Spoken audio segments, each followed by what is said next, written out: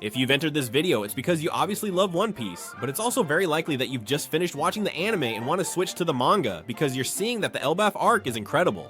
Or even that you were already reading the manga a few chapters ago and set it aside, but that you've seen or read things about Elbaf and are eager to catch up. Well, if that is your case, this video is for you because today I bring you the best summary of the Elbaf arc, and this is the second part of the Elbaf arc summary. We already did the first one, which covered from the first chapter of Elbaf up to chapter 1139. And now in this second part, we will cover from 1140 to 1153, which is the beginning of Loki's past. And in this summary, we are going to go chapter by chapter discussing how it was experienced week by week. That is, you will also have the individual assessment of each chapter to see how the fandom was experiencing it at that time, adding details, theories, and things that were generally thought in the community so that in this way, it is the most complete summary possible. Say, as always, that this kind of video takes a lot of work, so I'd greatly appreciate it if you could also leave a big like and subscribe to the channel, and let me know in the comments what you're doing while listening to this video in the background, as I know many people are cooking, working, putting the video on to sleep, or anything else. Leave it in the comments because you know I love reading them, and now I'll be quiet and let you directly dive into the most complete summary of the Elbaf arc.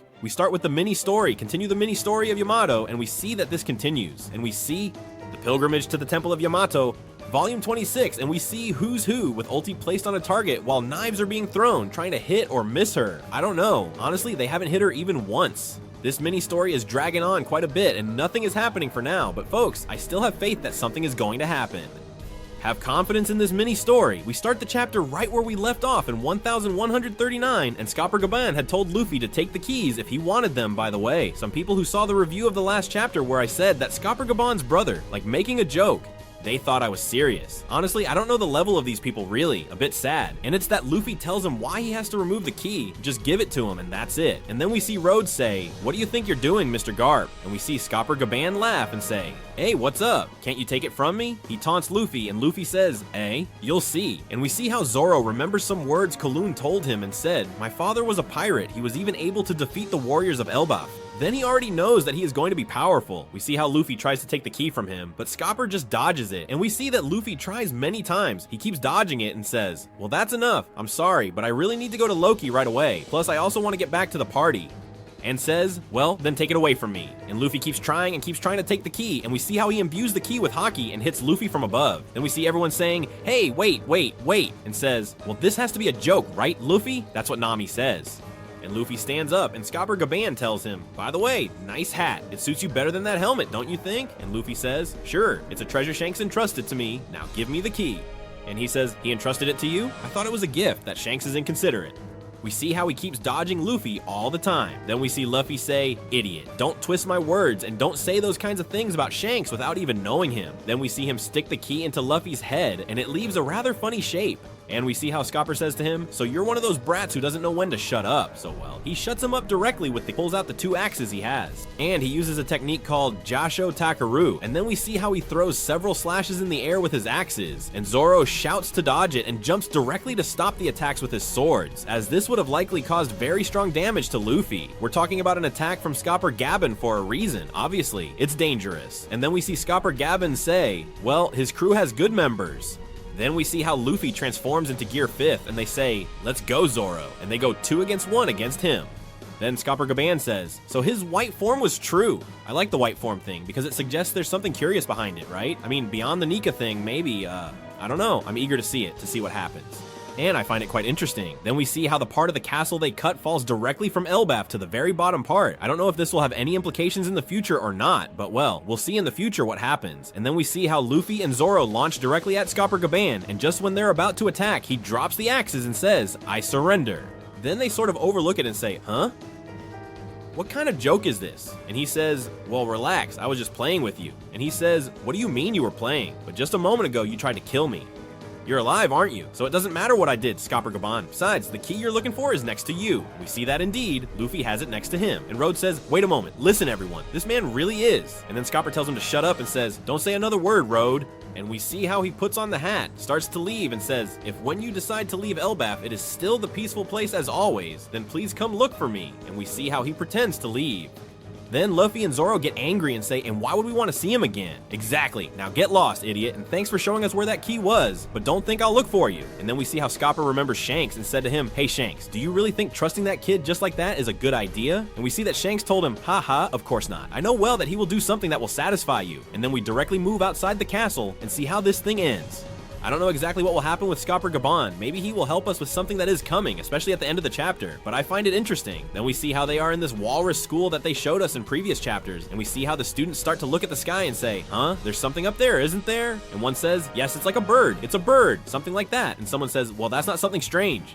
They say, yes, but it's a strange bird. Then we see how they start looking up, but the teacher looks and seems to see nothing. And this is because it has already gone by, beyond. Then we go to the solar world, where we see the bird that was directly the arrows made by Junko, or whatever this girl's name was.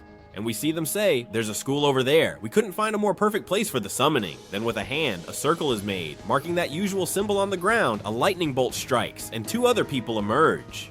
And one of them says, I understand. Yes, I have no problem going. Where did I have to go this time? Is this an abyss? Then we see how they introduce us to two new characters from the Divine Knights, and one is named St. Summers, and the other is named St. Quillingham, like the Real Madrid player, Bellingham. Then Summers says, I'm not worried, although I need to get ready before going. I need an hour to prepare. By the way, could you tell me what happened? If it's about the theft of provisions, of course, we will not let the gods starve. And then we see how the other person on the left says, this is bad, terribly bad. I'm running late, I'll be late. I was half asleep, but I remember they assigned me a mission. And they introduce us directly, that's it, the names, and they tell us that they are members of different families.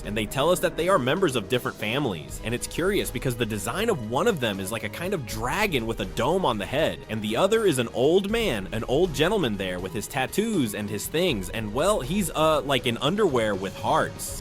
I mean, the designs are very Oda-like, I like them. Then we see Summers say, what, a partner? Gunko, what are you doing in my house? What? Shamrock? Then we see them realize and say, we are in Elbaf. I mean, they are so clueless. I like that they are so human too, because when Gunko and Shamrock were introduced, they seemed like very elevated and almost celestial characters, so to speak. And now they are more humanized, so to speak. I really like that part. In fact, it amuses me to see how Gunko turns red upon seeing the other in underwear. It amuses me, I mean, it's funny. Then we see how they start talking to each other and say, it was necessary to evoke even the sofa for my room, so intense. And indeed, they have evoked even the sofa just for the presentation. The presentation is important. Then we see how they are getting dressed right there in the middle. And there's Gunko with his back turned, and the dragon says, so this is the land of giants. It's huge. Why are you all here? I only plan to summon one. This thing with the dragon, at first glance, seems like a fruit because it has this aura like Luffy and all. But well, we'll have to see. And I tell you one thing, if this is a fruit and it's transformed, maybe it's because its real appearance is someone important. I don't know, we'll see. Then we see how the dragon says, that's because you need to return, Commander. Me? It's an order from above. Makes sense. Then he says, no one can deny that the situation in the Holy Land is quite serious. Since the Levely, things have gone from bad to worse, so it would be much better if your presence is there, Shamrock. Anyway, tell us about this mission. What were you planning to do in this non-affiliated country? Did you come to visit Harold's grave? Be careful with this phrase about visiting Harold's grave because it gives the impression that there is more of a connection between them than we might initially think. Be careful, maybe this Harold was also a Knight of God or was invited by them. Or there's some curious connection. I don't know, we would have to see. They keep saying that he planned to kidnap the children and take them to the Holy Sacred Land. And it also says that those children are too big to fit in a sack, and they say that since they don't have a mark, they won't be able to pass through the abyss, that the abyss is the magic circle, and that they will have to take them by ship, and we see how suddenly he falls asleep by his face. Then Gunko gets angry, and Shamrock says, then I'll test their skills, we'll play a game.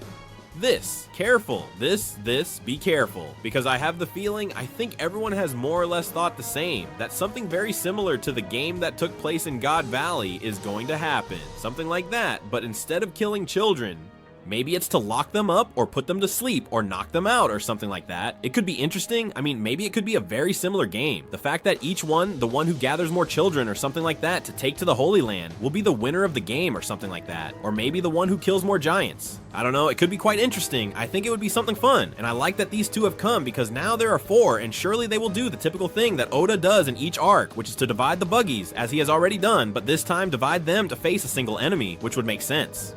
And maybe it would be a group with Nami, Zoro, and Luffy against one, then maybe another group against one of the 2 newcomers, another against Gumko, and all that. I think it would be quite logical, quite interesting, and maybe even Scapper Gaban could help us, or we could see him face someone alone. It could be interesting, I don't know, we would have to analyze it. Likewise, as I say, this chapter, which seems to have been a bit of a transition, I personally like it. Why? Because it marks the start of the definitive map. That is, now Elba really begins. Because everything we had seen so far was simply the introduction of the arc, the mural, and all that, which obviously is crazy, but the meat of the arc hadn't started to develop yet. The strong enemy hadn't emerged, and everything that had to happen hadn't started. No, now it seems like things are going to start happening.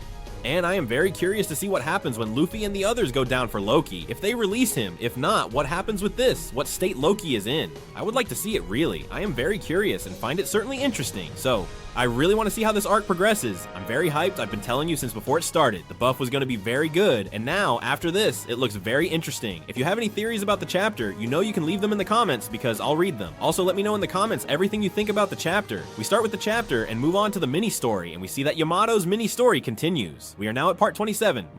And Ulti is crying with rage while Who's Who's subordinates mistreat page 1. They've been mistreating them for 2 or 3 chapters now. Yamato still doesn't do anything. He must be around. And I really want you to have hope with this mini story, but it's hard to convince you. It's normal. I mean, it's okay. We've had 27 chapters and nothing has happened. Even so, I trust that this mini story will be important. Let's see. But we start directly with the chapter and see that they are already leaving the castle, already on the ship heading back. And Nami says she went through the entire gigantic castle only because she thought she would find great diamonds, pearls, gold, and other kinds of treasures. But that was her only objective, that everything related to that. Monster called Loki, well, she doesn't care, basically. And we see how the guards seem to hear her and say, "Did you say Loki?" Diamonds. And they tell her, "No, no, no, no. Don't pay attention. You guys rest. You're very injured." And we see that they say, "Nami, please don't say such nonsense." And Nami shouts that she wants a treasure. You know, typical Nami. Then we move on to the Atom Treasure Tree, and we continue with Frankie's tour. And Frankie says he never could have guessed there would be so many places in this spectacular tree. As he continues, well, going through the tree. And personally, I like this because they gradually show us the buff and even add things like the mural. Very interesting. And Ripley says they live in the branches of that great tree, and that each branch has its own story behind it. Then we see a branch that is literally burned, cut cleanly in half, and Frankie asks what happened to that branch. Then we see how it is said that that branch was previously called the Haugen Village, and that one day lightning struck and started a fire. Unfortunately, since the branch was very old, it was impossible to put out the fire, so to prevent it from spreading to other villages, it was cut off. Then Frankie says that he imagines making that decision must have been very difficult. Although it's assumed that even a legendary tree like the Atom Tree, well, if it gets older, obviously it's normal for it to burn faster. And then Ripley says something interesting, since he says, "I would rather say that fire and lightning are the only weaknesses of Elbaf," emphasizing fire and lightning. Perhaps this is quite important for the future. You know that I have mentioned that one thing I would like to see at the end of the arc is Lelouch's weapon hitting directly inside the Atom Tree. That stops me. An incredible goalpost. Oh, and if not, watch out, because Enel is approaching. We go directly to the West Village and see that Usopp is very drunk. Nami arrives too and asks him, "Well, where are Luffy and Zoro?" And Nami says they must have gone off to explore around there, playing a bit crazy. And we see that Usopp introduces Nami to Yorl. Yorl says she's very beautiful and so on, and he asks, "Don't you have some kind of woman?" And we see Yorl saying that he would like to be with a woman older than him. And Usopp slaps the sword stuck in Yorl's head and says, "That woman doesn't exist. You're the oldest being in this world, remember?" And he starts laughing because he's very drunk. Then the other says it hurts. They stop him and say, hey, Usopp, don't touch Yorl-sama's back again." He says to him, "You shut up. Isn't there a hero here brave enough to pull out that Excalibur?" And we see how they say they can't pull it out because they would obviously bleed to death. How dangerous. And Yorl is there, like it's hurting him a lot. Then they keep saying that he is very drunk and such, and we see that he says it's normal because after all, coming there has always been his greatest dream. And Jinbei is there, watching the scene, drinking too, but obviously less drunk. Then Sanji starts looking from side to side and says, "Wait a moment, where is Gear-chan?" And it cuts directly to her, who is with Route, and we see that she is treating the guards, saying that they have fractures in the bones of their arms, of their legs, they have inflicted a lot of pressure on them. They say that Guard was wounded with a sharp weapon. Come on, they're completely smashed. And he says, "I don't rule out the possibility that it might have been due to a powerful attack by a human." Then we see how Gerd tries to pry information out of Route and says, "What happened? You better tell me all the details. I find it incredible to see how the castle guards ended up." And then Root says something like he doesn't know the details, that he went to the castle to get inspired for future block constructions and so on. And when he arrived, well, everything was destroyed, the guards injured. Then Gerlo looks at him with a very serious face and says, "And why are you sweating so much?" It's not a hot day. And then Root, who is very sick, thinks, how I love that you're looking at me like that. I mean, really, this character, it's just that it seems to me that really it's a critique by Oda of the sick otaku stereotype of this type. It's just that really it gives me that impression. Then we see how Gur says he's going to wake up the guards. Root tells him no, and well, he says he's going to talk to Yarul Sama. Then Root also tries to stop him and says like, tries not to do anything so they don't get trouble. Then we see how Root starts thinking to himself and says, I need to distract her until Luffy and Zoro arrive, because otherwise he will be accused as an accomplice if they find out they're going to free Loki. On the other hand, I would also like Loki to be freed so that he can leave the island. What does it matter if he starts creating chaos throughout the world? I mean, he doesn't care. As long as it leaves him alone, he doesn't care. And then we see how Gur strikes him from behind with the axe, knocks him out, and says, tell me immediately everything you know. I'm sure you know what really happened, don't you? And we jump directly to the infernal world where Luffy, Zoro, and they meet Loki. And we see that Zoro tells Luffy that he hadn't told him he was in that state, and we see that Loki is wrecked by the attack from Shamrock, the dog, Gunko, and all of them. And we see how Luffy says, hey, what happened here? Who hurt you like that? And we see how Zoro says that this giant is enormous, like even bigger than the other giants. Then we see that he is breathing gradually, but is very injured. And we see Zoro stopping Luffy from freeing him and says, let's analyze the situation. And he says, well, I see that his chains are made of sea stone. And he tells him, hold on, Luffy, don't rush and let's think things through. And we see that they argue a bit because Luffy tells him that he's about to die, that they have to save him, and Zoro says he's not obliged to help him and that he hasn't spoken to him. And they have a bit of a discussion about what they should or shouldn't do. I quite like this part. And they say that if that giant the size of Oars is freed, it will cause great chaos capable of ending everything, which confirms that indeed the giant is much larger than normal. Then we see how Zoro attacks one of its wounds. Luffy asks him what he's doing. Loki screams in pain and says, I guess we can assume all his wounds are real and he's not trying to trick us. I really like how Zoro acts. I like it. I find it logical and not in a comedic sense. I mean, obviously it's funny, but I think it's well executed. Then we see Loki asking who the heck he thinks he is, and we see him faint. Luffy says he has killed him, and Zoro says, well, then that must have been his fate. That, well, they will release him, but they will leave one of those Kairoseki chains tied to one of his legs, and they will talk to him once he regains consciousness. And Luffy says, perfect, I should call Chopper. But then Zoro tells him no, that the library, a hotel that is very far from here, and he supposes there will be a doctor in the village where they are celebrating. But if they find out they're trying to free Loki, they will surely be expelled. Then the expulsion cannot be avoided, and they will have to continue. Luffy says that he will go for the doctor and also bring meat, and that he doesn't think he can recover if he doesn't eat. Then Zoro tells him that there's already plenty of food lying around from the animals that are sprawled on the ground. Luffy tells him that they are his friends and that he doesn't eat his friends. And Zoro says, okay, that he understands. And we see that Luffy leaves, saying he's going to find a doctor, but then he sees a ship falling. And it's a ship that comes with the giant pirates, the new giant pirates, with Hadruddin, Gerd, and everyone arriving there with Rhodey and all that. They start to fall. We see that Sanji goes with them too, and we see that they start shouting that it was inevitable, that they couldn't waste time getting there, that it's an emergency, that hell will be unleashed if Loki is freed. They fall with the ship, saying they're going to die because they're going to crash against the ground. And we see them talking among themselves as they're about to fall, saying they don't want to die, and so on and so forth. We see that Luffy uses the Gomu Gomu no Fusen to save them. He gets very happy, obviously, Hadruddin, to see Luffy. He says, Mugiwara, and so on. They fly up again, fall back down, and we see Hadruddin thanking him for saving them, saying they're injured but survived, and that if it hadn't been for Luffy, they would have died. And we see him say, we left in a hurry, but I'm glad we arrived on time. Anyway, Mugiwara, I beg you not to continue with your intentions to free Loki. We made Road tell us everything, and we see that Road apologizes to Luffy and says, under no circumstances should you trust Loki. He is a horrible, evil, manipulative, and cruel being who does not deserve forgiveness. We have known him since we were children. All the nice things he tells you are just to deceive you. He is a dishonorable person capable of killing even those he calls friends. He is an enemy of everyone, and Zoro says it's already too late. We see a panel, which I find beautiful, where Loki is finally freed, standing up. We see he still has the chain on his left leg, tied with the Kairoseki, with the chain, and that chain gives me the feeling it won't last long. I think it's gonna be one of the things Oda shows us to demonstrate Loki's strength, and it's gonna be very interesting. And we see that Loki stands up, everyone screams, and we see that Luffy says, huh? I thought he was unconscious. Then Hadruddin shouts, stop Loki, you better let go of Ragnir. What is Ragnir? Well, it's probably the hammer. As we see he had a hammer behind him and grabbed it, that must be the hammer. And I have a feeling, I don't know why, that with that hammer he will directly smash the chain tied to his foot. I think this is going to be interesting, and I'm not very sure what will happen with Loki. I mean, I don't know if he's going to come out and start smashing everything, or if he's going to defeat the Mugiwara very easily. I don't know if he'll directly talk to them. I don't know if he'll faint in the next panel because he's very injured and they'll heal him. I really have no idea. I don't know exactly where all this is going, and I find it interesting. I don't know if at some point they'll try to make him face the Holy Knights too and talk to them about it. I don't know, it seems quite interesting, and I really am curious to see what will happen. I'll also tell you, this giant is obviously going to be very powerful, but we have Luffy, Zoro, and Sanji. At first, Oda might use them as cannon fodder and directly defeat them easily to show us Loki's power. But I don't know if this would put the three in a bad light, as they are the three strongest of the crew.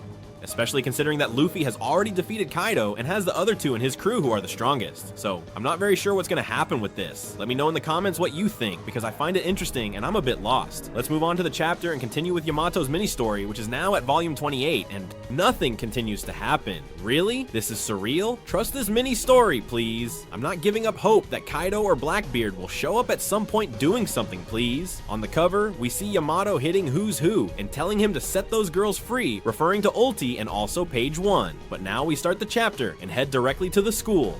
Walrus, and we see that they are shouting, "Sensei, Sensei, Sensei," and there are some super scared children shouting that there is a snake in the yard, and indeed, we see it. Thought this was a statue. When I saw the first panel, I said, this is a statue and they're making a joke. No, it was actually a snake. We see that the children get very scared and say it's Yermungandr, and here they make a joke that honestly took me a while to get, and I find it wonderful as they say, the snake of the day, and someone responds, of Sunday. I think it's wonderful, like saying the last of the final day of the day of the week of Sunday. It's wonderful. I mean, it's a super silly joke, but I really love it. I have a terrible sense of humor. And then we see how the snake starts to destroy everything. The kids run away. They're told to get inside the school. People come out to defend them. And then we go to the teacher's lounge at the Morsa school, and a teacher comes in and says that something is happening and that a big snake has really appeared and wonders if it might be a beast from the underworld. And how could it have arrived in the solar world if that's the case?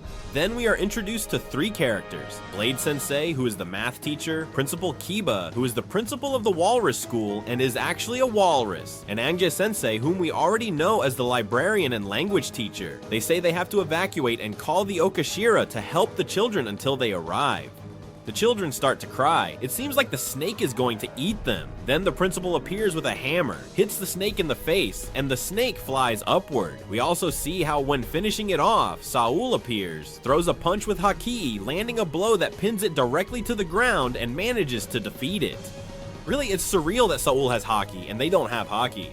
Nami, Frankie, Brooke, Robin, Chopper. I mean, really, it's surreal. See, can you learn Haki already? And we see how the snake is defeated, but the children are still very scared as they point at it, get frightened, say, what was that? And we see the director next to Saul who have defeated the snake. And the director says that his back is not what it used to be and that, well, thanks for the help, Saul.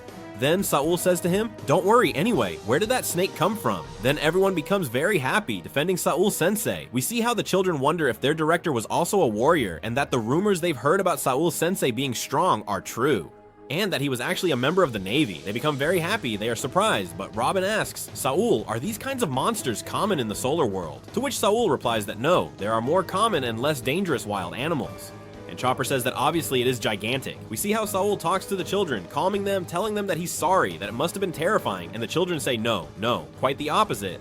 They are very happy and very pleased because, well, they have seen the power and the strength Saul has. Then they say something happened to Wolf Sensei. Chopper gets scared and says, what happened? Let's go inside the school. They introduce us to Wolf Sensei, who is the physical education teacher. We see that he is completely destroyed, practically bathed in blood, because he has been brutally beaten. We see him saying that he is fine, but not to worry about him, and that it is bad because Ilba and the others went for a walk in a strange way. Then they say how, in a strange way, and while we see a child introduce himself to Robin and ask if she is a friend of Luffy, we then see the child move away a bit, because, well, there was that fight with Luffy we had a couple of chapters ago, where Luffy was saying he wanted to face the children and all that. We see Saul running out to look for the children, and Wolf Sensei tells him no.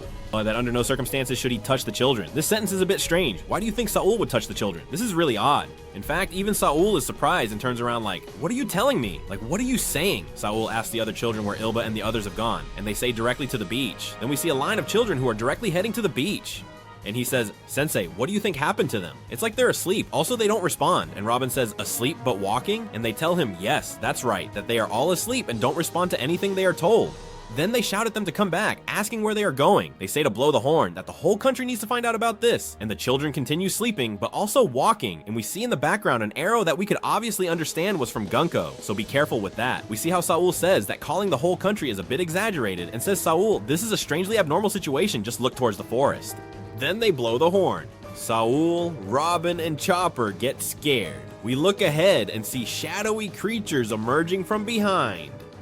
And they say that more monsters have appeared and ask where on earth they are coming from, that now they can understand how abnormal this situation is, and that everyone is very scared. Then they say that the children are fainting, wondering why this is happening, that everyone should hold on, questioning what this means, finding no sense in what is happening, and even Chopper is very surprised because, and he does not understand it.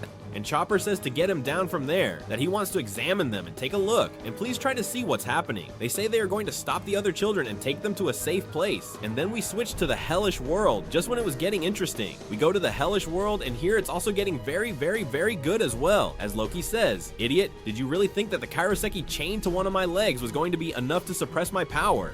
If they want to save Elbaf, they better remove the last chain from me immediately. I'll show them that even when I'm injured, I can do great things."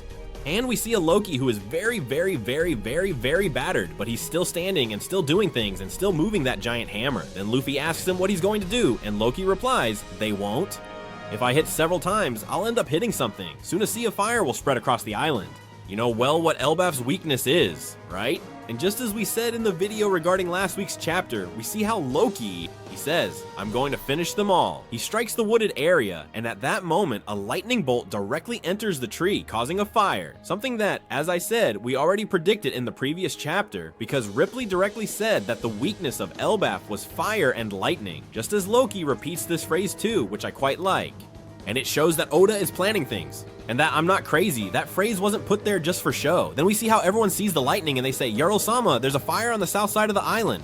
You also heard the sound of the horn. Stop the fire immediately. And here it's curious because it seems they are going to play a bit with the idea that they blew the horn and there's a fire, because maybe they will connect one thing with the other. Perhaps they will go after Loki thinking that is the danger for which the horn was sounded. They won't go to the Walrus School, or maybe they will go directly to the Walrus School thinking it has to do with the lightning.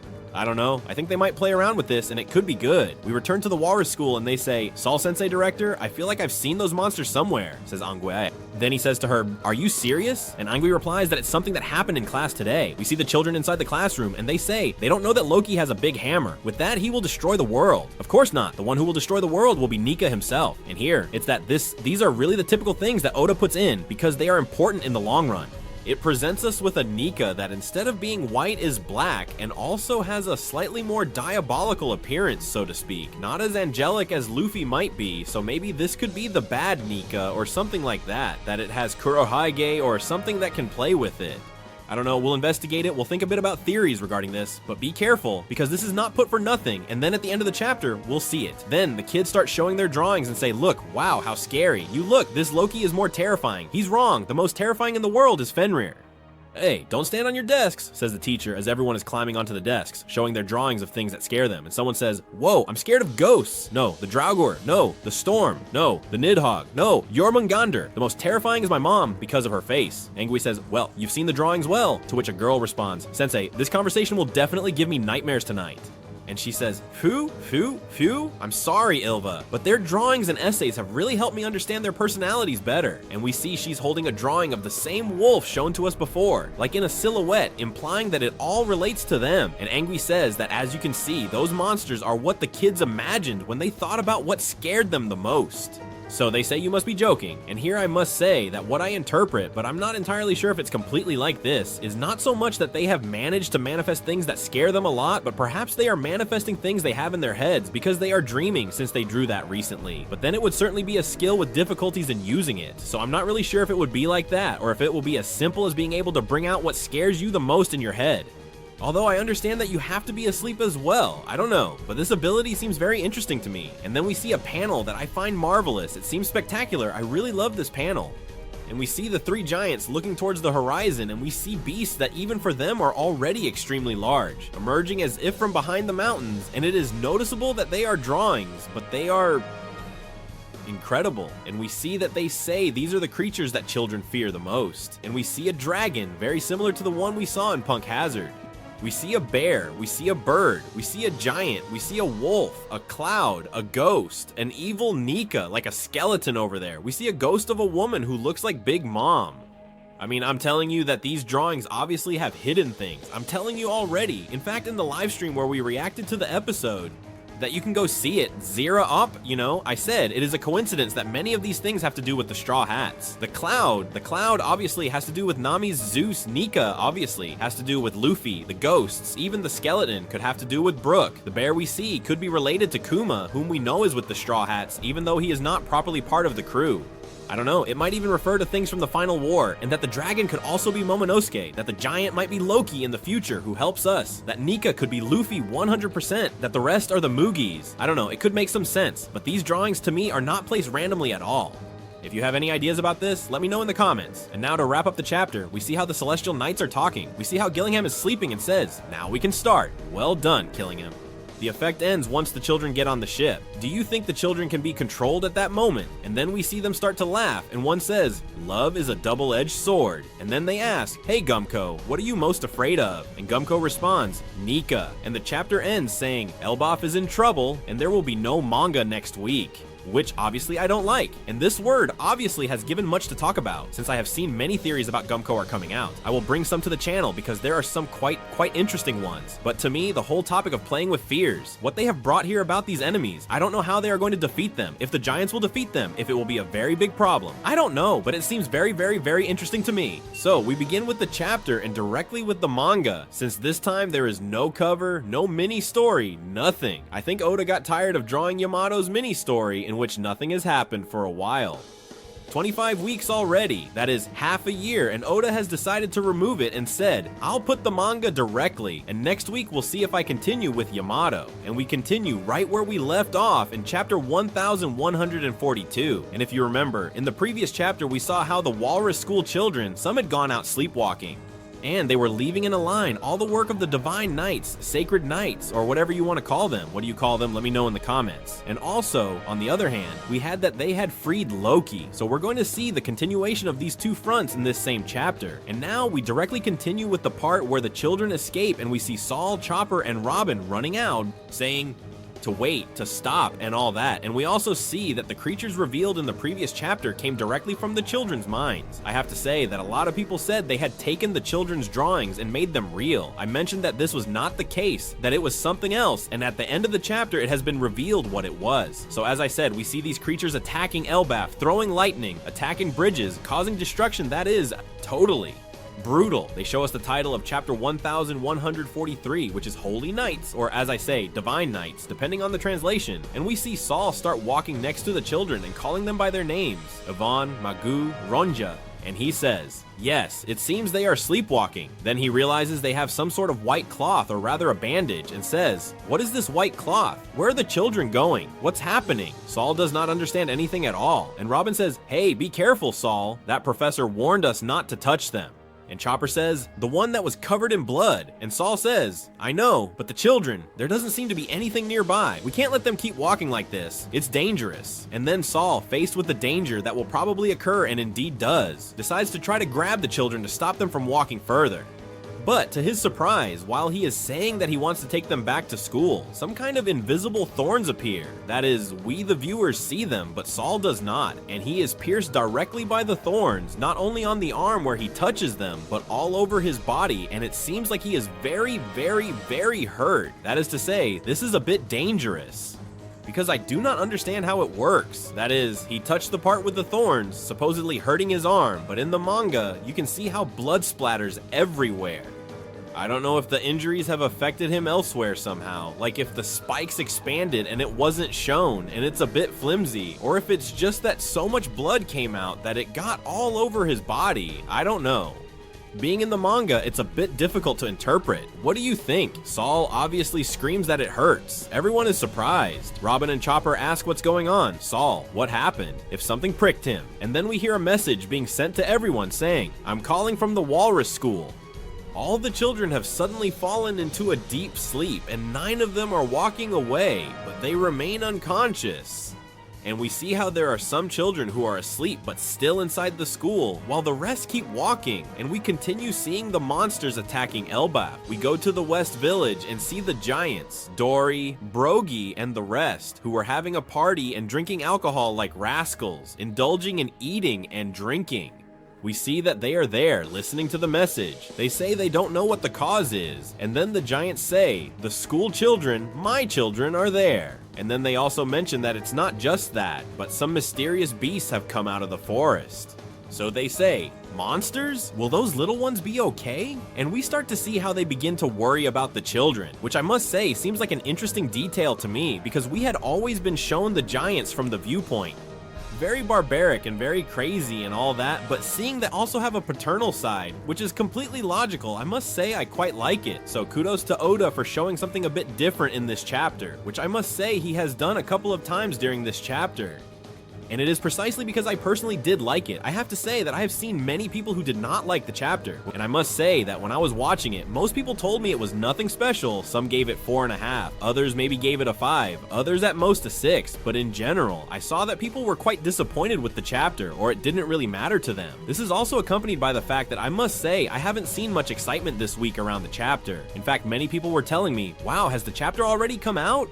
That there was an episode this week, so I don't know, I think there's a little problem somewhere in the middle, but well, I suppose if Elba continues at this pace, it might pick up.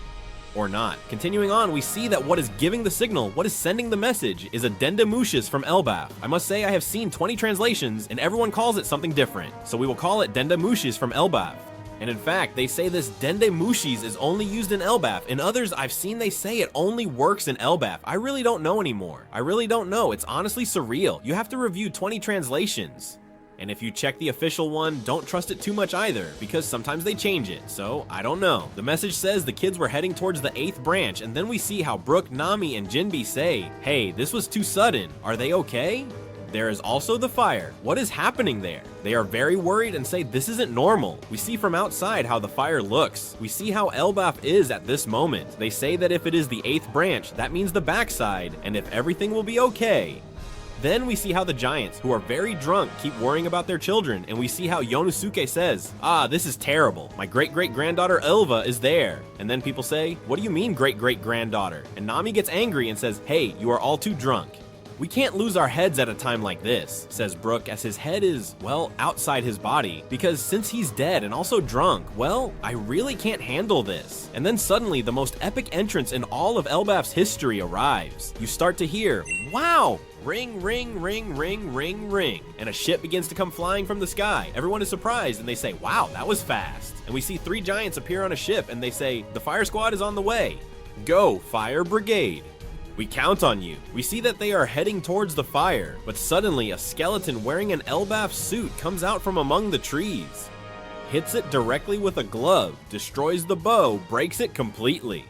And everyone goes crazy. Yorl, Dory, Brooke, and all the giants they make a super comical face, the typical One Piece style, and they are like, what? Let's remember that this creature was also one that came out of the children's heads, created by the Divine Knights, and now they have destroyed the firefighters, which I think somewhat confirms the theory I mentioned several chapters ago. And besides, I mentioned that Loki would likely bring out the hammer and create a bolt and create a fire. It seems the theory is going to continue being fulfilled, because in the same theory I told you that Oda was going to use this as a countdown to put an end to Elbaf, or end a critical situation in Elbaf. Why? Because it was something he has been doing for several arcs. In Punk Hazard, he introduced the gas theme. In Dressrosa, he introduced the birdcage. In Whole Cake, he introduced the cake. In Wano, he introduced the Onigashima Island, that is to say an egghead. He put the self-destruction system and the Buster Call, so it was quite obvious that in this arc he was going to do the same, and it seems like the fire is going to cause it. Although I'm a little worried because the fire looks very beastly, so I am in favor of the Atom Tree being largely destroyed. I don't know if a fire would be the best way, as I'm not sure how spectacular or impactful it would be. I don't know if they'll do this, or if they'll finally stop the fire, and as I say, the weapon of Lulusia will appear, and it will destroy part of the tree or something like that. But it would be quite interesting. Continuing with this, we move on to the Divine Knights and see how they're laughing and saying, did you see that? The face of that giant when he was hit by the thorns is priceless. How did that saying go? Love is both the rose and the thorns, right? And then we see Junko saying, who knows? And then the other one gets angry and says, you're really a pain, Junko. The greater the love, the deeper the thorns of passion. This character we see is a very sentimental person and seems like they're gonna face either Sanji or Scapper Gaban. I say this because Scapper Gaban was also a bit like this, and then they keep laughing and say, it will be even better when their parents show up, right? I love this game. If they try to hug their children, the thorns will tear them apart. Those brats, when they realize their parents died right before their eyes, will collapse crying. Even killing can be moving sometimes. And then they show us Saint Summer's fruit, the thorn fruit, the Bramble Man. And we see that his arm is full of thorns, and it makes me laugh because the thorn fruit is a crappy fruit. Let's be clear, the thorn fruit is a crappy fruit. They tell you Kuro has this fruit and syrup village, and you say, well, not that great. But of course, this man has it, and it's supercharged. Once again, it shows that the fruit, even if it's utter trash, if you know how to use it, you can make the most of it, and this man is making the most of it despite, as I say, it objectively being a lousy fruit since you're a thorn. He keeps laughing and says, it'll be a death by love, something to look forward to, right? And he keeps laughing while Gunko stays silent, and then Killingham says, Gunko, which route are you using with your arrows? To which Gunko responds, the central one. There are other thick branches, however, by directing them that way, we can guide them to the sea near the village, and he shows us the route he will follow. Very typical of Oda. We see that Summers says being in the center means being vulnerable, and that it's a very harsh reality, especially when he cannot move. Then something very curious happens, and I have to say that I love what's happening, and it's that Killingham says to Summers, hey, this needs salt, and the other one says, salt, and imagines the salt. Then it seems that with the waves, it sends him. Even Killingham falls asleep. Summers puts his hand inside the thought or dream, grabs the salt, and takes it out. And then they introduce us to Saint Killingham, mythical fruit, dragon, Kirin model dragon, the man who materializes dreams. Be careful, he has a fruit capable of materializing dreams. To me, this fruit seems incredible. I like it a lot. I know that maybe it can't be very useful in a simple way either, since here they've just had the ability to bring out those nightmare things from the children because they had drawn that. Or here we see that they just thought of salt, and it works to get salt. But I have to say that I find it a very original fruit, I find it a very fun fruit, I find it a very nice fruit, and I don't know, I like it. Honestly, I like it. Even the design is it's nice. I like the fruit. It's one of my favorite fruits, I think. So it takes out the salt and says, Asved rock salt. He always pretends to be an expert. Then he says to him, hey, you can wake up now. And the other one is all dazed. Like he just woke up and says, hey, what's going on? And he says, hey, this is the ability you use to get the monsters out of those kids' heads, right? And says, of course I can use it several times at the same time. This salt is perfect. Here I want to make a parenthesis because apart from it being important to use it several times at the same time, in the background we keep seeing the monsters, among them Anika. The truth is, I quite like all this, and I have to say that something interesting seems to me here, which is that people in the last episode were saying that they had taken the drawings directly from the paper and had put them there. So I told you that for me, this had to be some ability to extract people's dreams, and many people told me that this couldn't be, and I argued that it was because the children themselves had mentioned that they were going to have nightmares with those monsters. So I think we are facing one of those cases where we can guess things that happen in One Piece simply by correctly analyzing the dialogues and taking everything into account.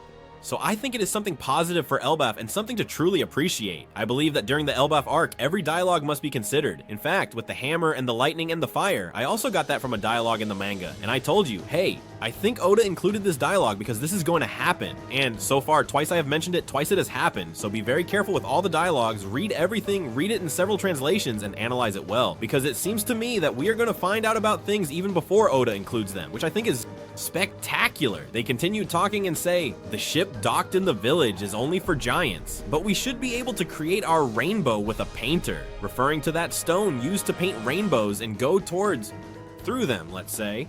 Then Gunko says, hey, it's delicious. And then they say, what a peculiar culture. Once we finish with this, we will return to Holy Land. And then Summer says, hey, what? Was that all? This game has been too easy. And Killingham says, I'm full. Hey, this has 0 calories. And he says, well, that was a dream meal. Haha, of course, 0 calories. Then Gunko says to him, Summers, don't let your guard down. There might be trouble soon. We saw a pirate ship anchored at the port. The Yonko Straw Hat Luffy is an Elbaf. I have to say that Gunko seems to me to be one of the most important characters among the Divine Knights, and I find something peculiar. I don't know if she's allied with the Revolutionary Army or what's going on, but really, I think there's something different about this character. Let's remember that at the end of the last chapter, when asked about her greatest fear, she says Nika. Now we see that she already talks about having seen Luffy, that she knows the ship is there. I don't know, I feel like they're giving her a different spotlight compared to the others. It's not that it's more or less important, but they're focusing on it in a slightly different way. I don't know, maybe it's just my opinion, and maybe it's just a crazy idea from my head, but I think Gunko is going to be a pretty important and very interesting character, so pay attention and, well, let's appreciate this character and see what happens. Then we see the arrow. The children keep walking along the branch and say, hey, the children are not heading to the fire. It has spread faster than I thought, but there's no problem. If they die, we'll just move on to the next batch. So they keep moving the children in batches and say, well, if they die, we'll just move another. This reflects a lot on the cruelty of the Divine Knights themselves, which I think is good because many people complained that they were a bit silly and such. I think that's the charm of One Piece. I think if the characters were serious all the time and all in the style of Rob Lucci, I don't think they would have that charisma. For me, Summer being a fool and laughing and also being sadistic and Killing him being very calm, I like it, honestly. And Gunko being an embarrassment, I mean, I don't know, I find it fun and I think it's great. But they also have this sadistic side because that's their job. I mean, they are people who are not right in the head. They are practically cultists. So we move on to another point within Elbaf and address the issue of Loki, who, as I said, in the last chapter was 95% freed since there was still a leg tied. And let's see what happens, because the last thing Loki did was strike with a hammer and cause a fire through lightning. We see he says, Loki, you're useless. Come on, try something, Hadruden. And they keep laughing. And Loki says, there is no way you can stop me. Not even any of you can even lift Ragnir, referring to the hammer, which we see is imbued with lightning. I really love it, obviously referring to the typical Thor's hammer of all time. Then we see Gert say, we cannot allow you to make more victims in the Solar Kingdom. And they say, oh, there will be victims. The fire has already spread. Now choose, lower your weapon and see me? Or then we see Sanji say, hey, what's wrong with this giant monster? And Luffy says, he's injured. If we don't help him, and Loki shouting says, are you going to let everyone die? I will massacre every last weakling of the Kingdom of the Sun. Be careful with this thing about the Kingdom of the Sun. Really, all of this needs to be analyzed. Every phrase, every word, how it's said. Pay attention and be careful with this. Then they say that if they don't respond, well, obviously they'll kill them all. And Hadrudin says, hey, wait, I understand. And Loki laughs, and then Zoro says to him, don't be fooled, Hadrudin. And Hadrudin stares at Zoro, and Luffy interrupts at that moment and says, it seems there are no more options. I promised that if you did something, I'd beat you up. Then Hadrudin says, wait, Mugiwara, if you get closer, he'll give you an electric shock. Hadrudin, really? This happens because you skipped Skypiea. Do not skip Skypiea. You have to watch Skypiea, because people skip it. Hadrudin skipped it, and look, now he thinks a lightning bolt will harm Luffy. No, please, no. Then Loki prepares the hammer and says, I understand. Is that your answer? Gerd then shouts and says, there's no turning back from this crime. Stop Loki. Think of the children. And Zoro shouts and says, Luffy, are you going to let him get away so easily?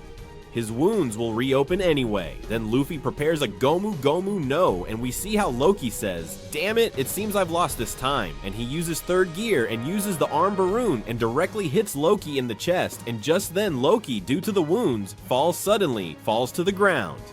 There are people calling Loki a fraud, people who are seriously injured, that Loki is not defeated in third gear because he is a fraud, that this person, remember they had to stop him with 100 giants and then Shanks had to stop him. I mean, he is a very, very powerful person. Then Zoro says he was one step away from death, and we see that when Loki falls, they say, just to stand up, he used all the strength he had left. It was a good attempt. He was surely planning to escape and recover somewhere safe. Then Hadrudin says, with all that blood he has lost, I doubt he could achieve anything. And Zoro says, you decide, Luffy. Are you going to release him or let him die? And Luffy says, I have unfinished business with him that I can't resolve if he is full of wounds. And Rhodes says, it's as if someone attacked him with the intent to kill, and it doesn't seem like it was anyone because of past crimes. And then to himself he thinks, it's just a hunch. But, and obviously he's referring to the idea that maybe the people who attacked the castle guards before are probably attacking Loki too. And Luffy at that moment shouts and says, Hadrudin, I have a favor to ask. Please, save his life.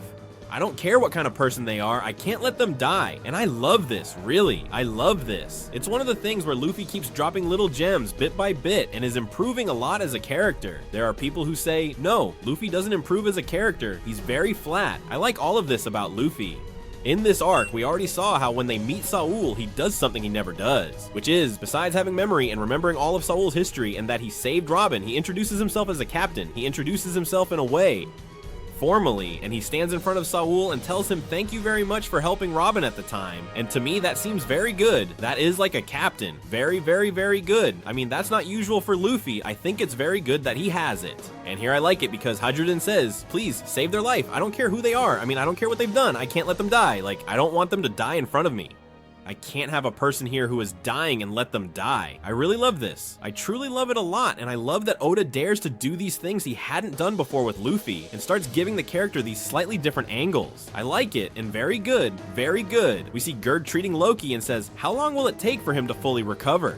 Well, at least a few months. He has lost a lot of blood, and they're doing some kind of transfusion that they've set up quickly, I suppose. So they say that if they're really gonna treat those wounds, he shouldn't sleep in a place like that. Obviously, of course, I don't think the very bottom of Elbaf as it is now is the best place. They say that in the village, they won't forgive him so easily, and that it's a one-way ticket to execution. And he says, I don't care about staying here, we are talking about the trash that we can't forgive. Luffy keeps looking at Loki and says, wow, those horns were real. And we see that indeed, those horns were real and not from Loki's helmet.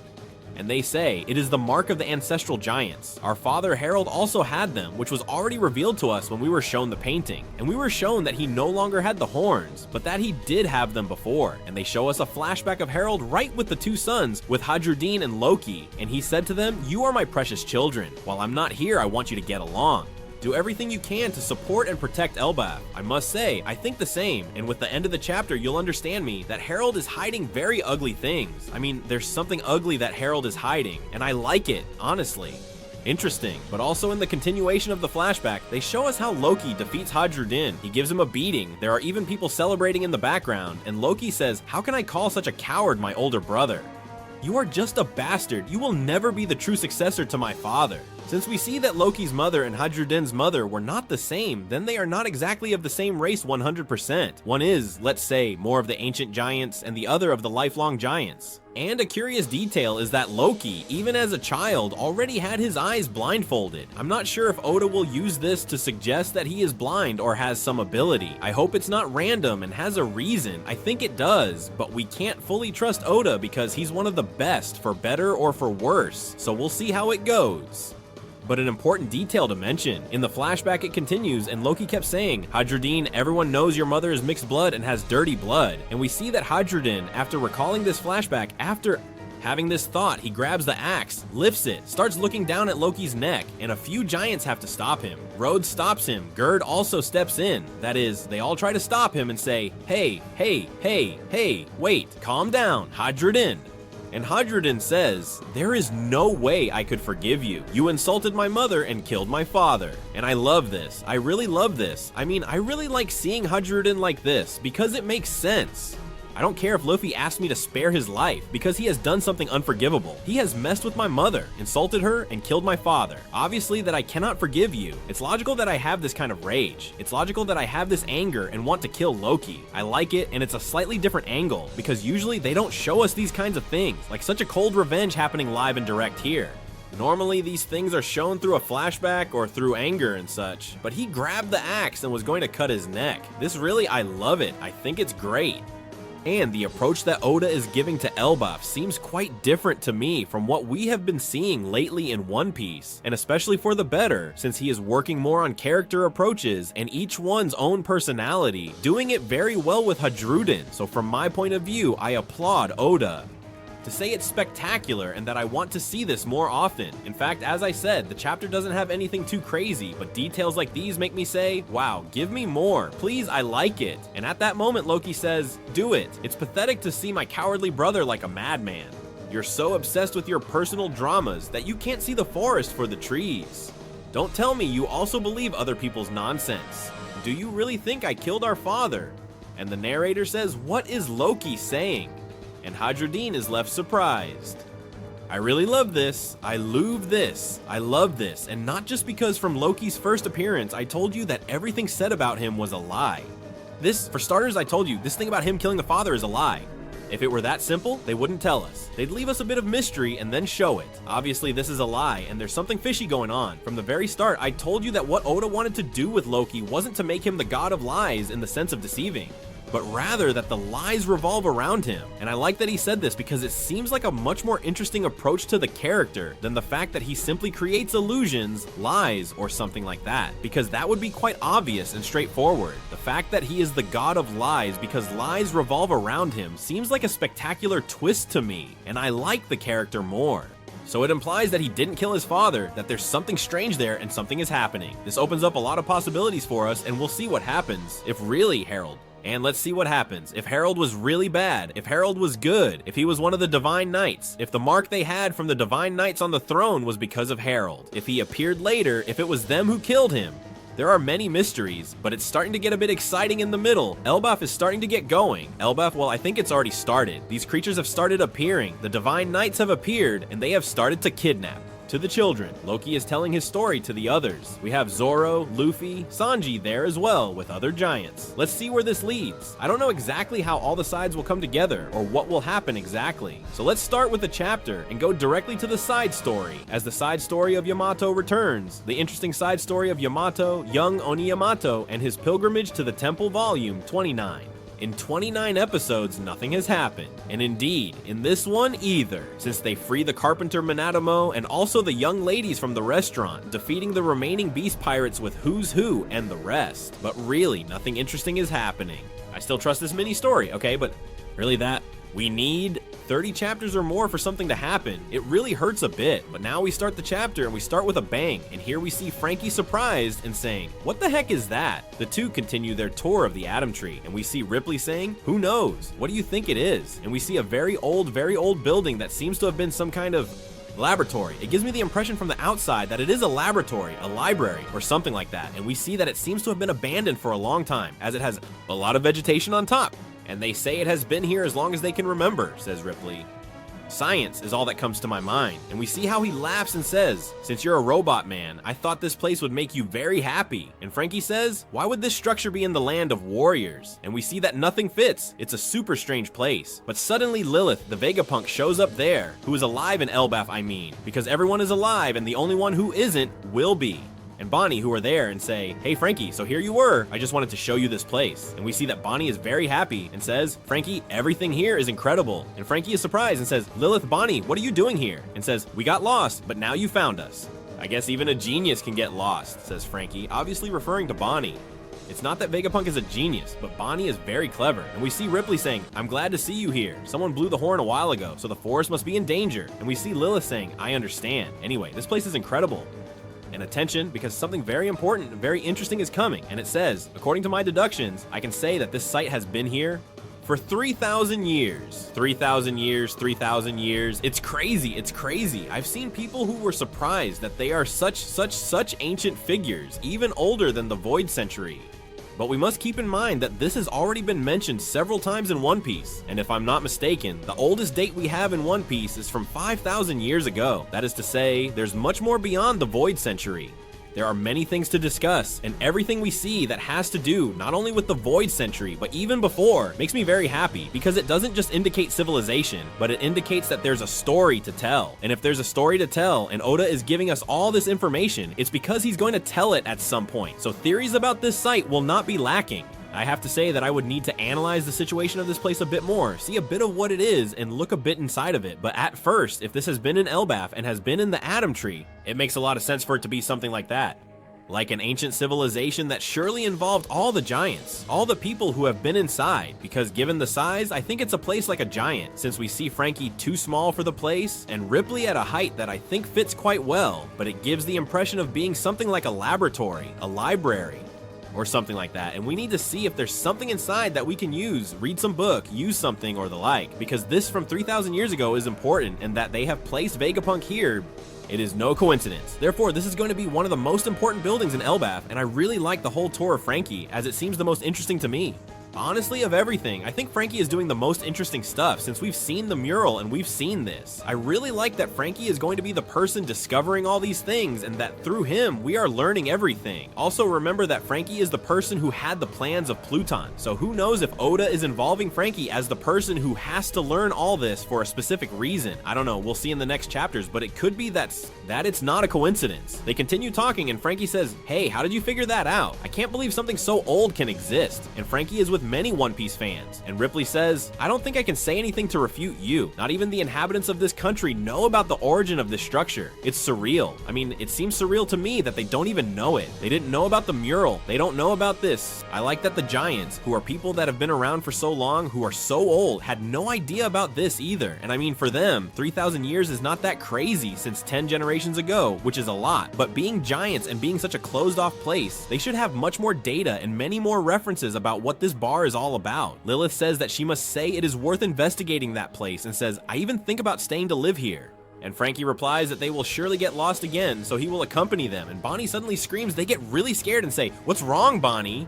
And she says, behind you, there's a strange monster. And we see a paper that says, what I fear most, storm. And we see that it is the manifestation of the children's dream, which appears, let's say, in a real form because of Kieran's fruit. And we see that Frankie and Ripley turn around, get scared. And Frankie says, wow, the buff really has so many mysteries. And Ripley says, no, this is a creature from here. I had never seen anything like this before. We move to the West Village. We see the same paper and it says, what I fear the most, Draugr. And we see that the giants confront him. We see the giant skeleton and they say, stop drinking and take up your weapons. The Svarl firefighter was defeated. This is the Draugr, right? It looks more like a zombie, and we see how they say it seems like something out of children's fantasy. They wonder what the heck is happening, and the Okashira want us to take charge. And it says they all rushed to the bathroom because they drank too much. Honestly, this makes me laugh a lot, and it makes sense. If the giants are partying all day and just had a huge party, it makes sense that they're vomiting. It's a good way to nerf him. Brooke suddenly speaks and gets angry, saying, I can't ignore this guy. It's my giant self, right? Since the truth is that he resembles him a lot, and I don't know if Oda did it on purpose or not, but I must say that he indeed looks very similar. Then the giants start responding and say, take our guests to the outskirts of the village. I will carry them along with the table. Is that okay? And Usopp says, hey, wait, this situation stinks. We want to fight too. And we see Jinbe says, you said that last part quietly about wanting to fight. And he says that it seems like all this chaos is something that doesn't usually happen in the bar. And we suddenly hear, I forbid you, Column. And we see Column grabbing a giant by the tunic and saying, but why? I'm a warrior too, and I have to fight. And the giant says, I don't think you know how to fight. And Column says, I'm Gaban's son. And the other says, exactly, you're his son, but you're not him. And he pushes him and says, kids should stay in a safe place. Understood. And I also like how the giants are sensible, that they don't send kids to fight, but instead protect them and want to be the ones to fight because they know the kids aren't ready, and the giants are. So this seems to me like a very positive point, something logical, but since they were often portraying giants as people who didn't have a brain or anything, it seems like a positive point. Suddenly Nami calls Jarl and says, what is happening, miss? And Nami says, there's something I've been hiding, I'm sorry. Then we see that Jarl suddenly says, an intruder in the castle that looked like Akagami. And they say, yes, they really were too, and they had great strength. One of them had a strange ability. And Jinbe says, when we talk about fantastic abilities, all I can think of is Akuma no Mi. I love how Jinbe is a very intelligent person. It seems like a joke, doesn't it? But many times in One Piece, something happens and people don't associate it with the Akuma no Mi until there's no other choice. It's kind of strange, but convenient for the story. And Jinbe continues saying, so if someone experiences something strange, it's very likely that they were attacked by a fruit user. And we see how Jarl says, go inform everyone that 2 humans, in addition to the Mugiwaras, have infiltrated our country, and tell them that if anyone knows anything, they should report it to me immediately. And we see Jarl, let's say, managing the situation and keeping everything under control. Jarl looks like he will die in this arc. Then a giant says, understood, I will do it immediately. To which Brooke says, but could just 2 individuals really cause all this chaos? I think we should consider that there are many more. Say there are more than 2. And they say, very well. Then Nami says, it doesn't matter who they are or where they come from. They're trying to kidnap children in broad daylight. They're scum. I won't forgive them. I like how Nami throughout the series has that maternal instinct to want to protect Chai children. We've already seen it in Punjazar and we see it here as well. It seems very good and I quite like it. Nami, if you want a child, I can help you. And I'm willing to collaborate with you to fulfill your dream. Usopp also gets angry and says, I wonder if after making them their hostages, they plan to do something against Elbaf. Frankly, I don't think this is a common kidnapping.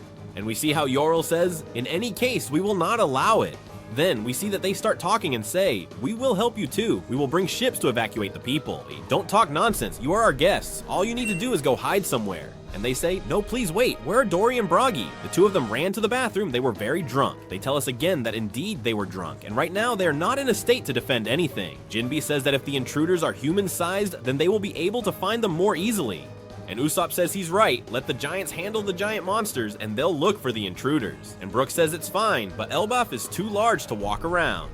Then Nami turns and sees Kolu carrying things onto a small boat. And we see Kolu saying, come on, come on. And suddenly Kolu says, huh? I thought they would stop me. Do you want me to take you? Then I'll be the captain. And Nami says she finds it very cute, and we see how he says, set sail, call loose pirates. And they shout, hey, take the oars, you're the biggest one here. And he says, go ahead, let's go.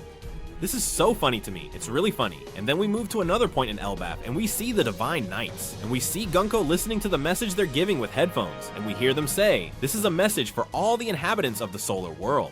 The presence of humans has been confirmed, in addition to the Mugiwara, and they were last seen at Aon Castle. Be very careful because they have proven to be hostile. Then we see them start to laugh and say, haha, I never get tired of Gunko's ritual after eating. And he says, it's not a ritual, it's something I like to do. I understand it's about listening to music or whatever. And we see how Summer says, your headphones are TDE, right? You should sing out loud. I didn't quite understand the TDE part. I assume it refers to the brand, but I'm not sure if it means anything. In any case, as soon as I know, I'll let you know.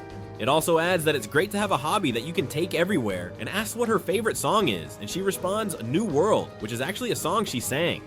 Brooke in chapter 660 of the manga, and it specifically mentions that it is New World, a song we have also seen Brooke sing in One Piece, and which has an interesting meaning that we will analyze in the future. However, it makes me think indeed, as I have been saying for several weeks, that Gunko is a different character, who within the Divine Knights is showing different things, who is demonstrating very curious things, and who might perhaps be the one who is the traitor among the Divine Knights. To me, it makes sense, and is allied with the revolutionaries, or has something to comment, because that song is practically made for when the Straw Hats reunited after 2 years, and it also mentions how someone is going to become king, obviously referring to Luffy. So this is something that makes a lot of sense to me, that is very logical, and hearing Gunko, I think it's not random, that this makes a lot of sense, that there is a hidden message and we need to find out what it is. Whatever it is, Oda, I really like what you're doing with this character. Summers starts laughing and says, haha, aren't you happy with the world today? And Killigan says, hey Summers, you shouldn't laugh at other people's tastes.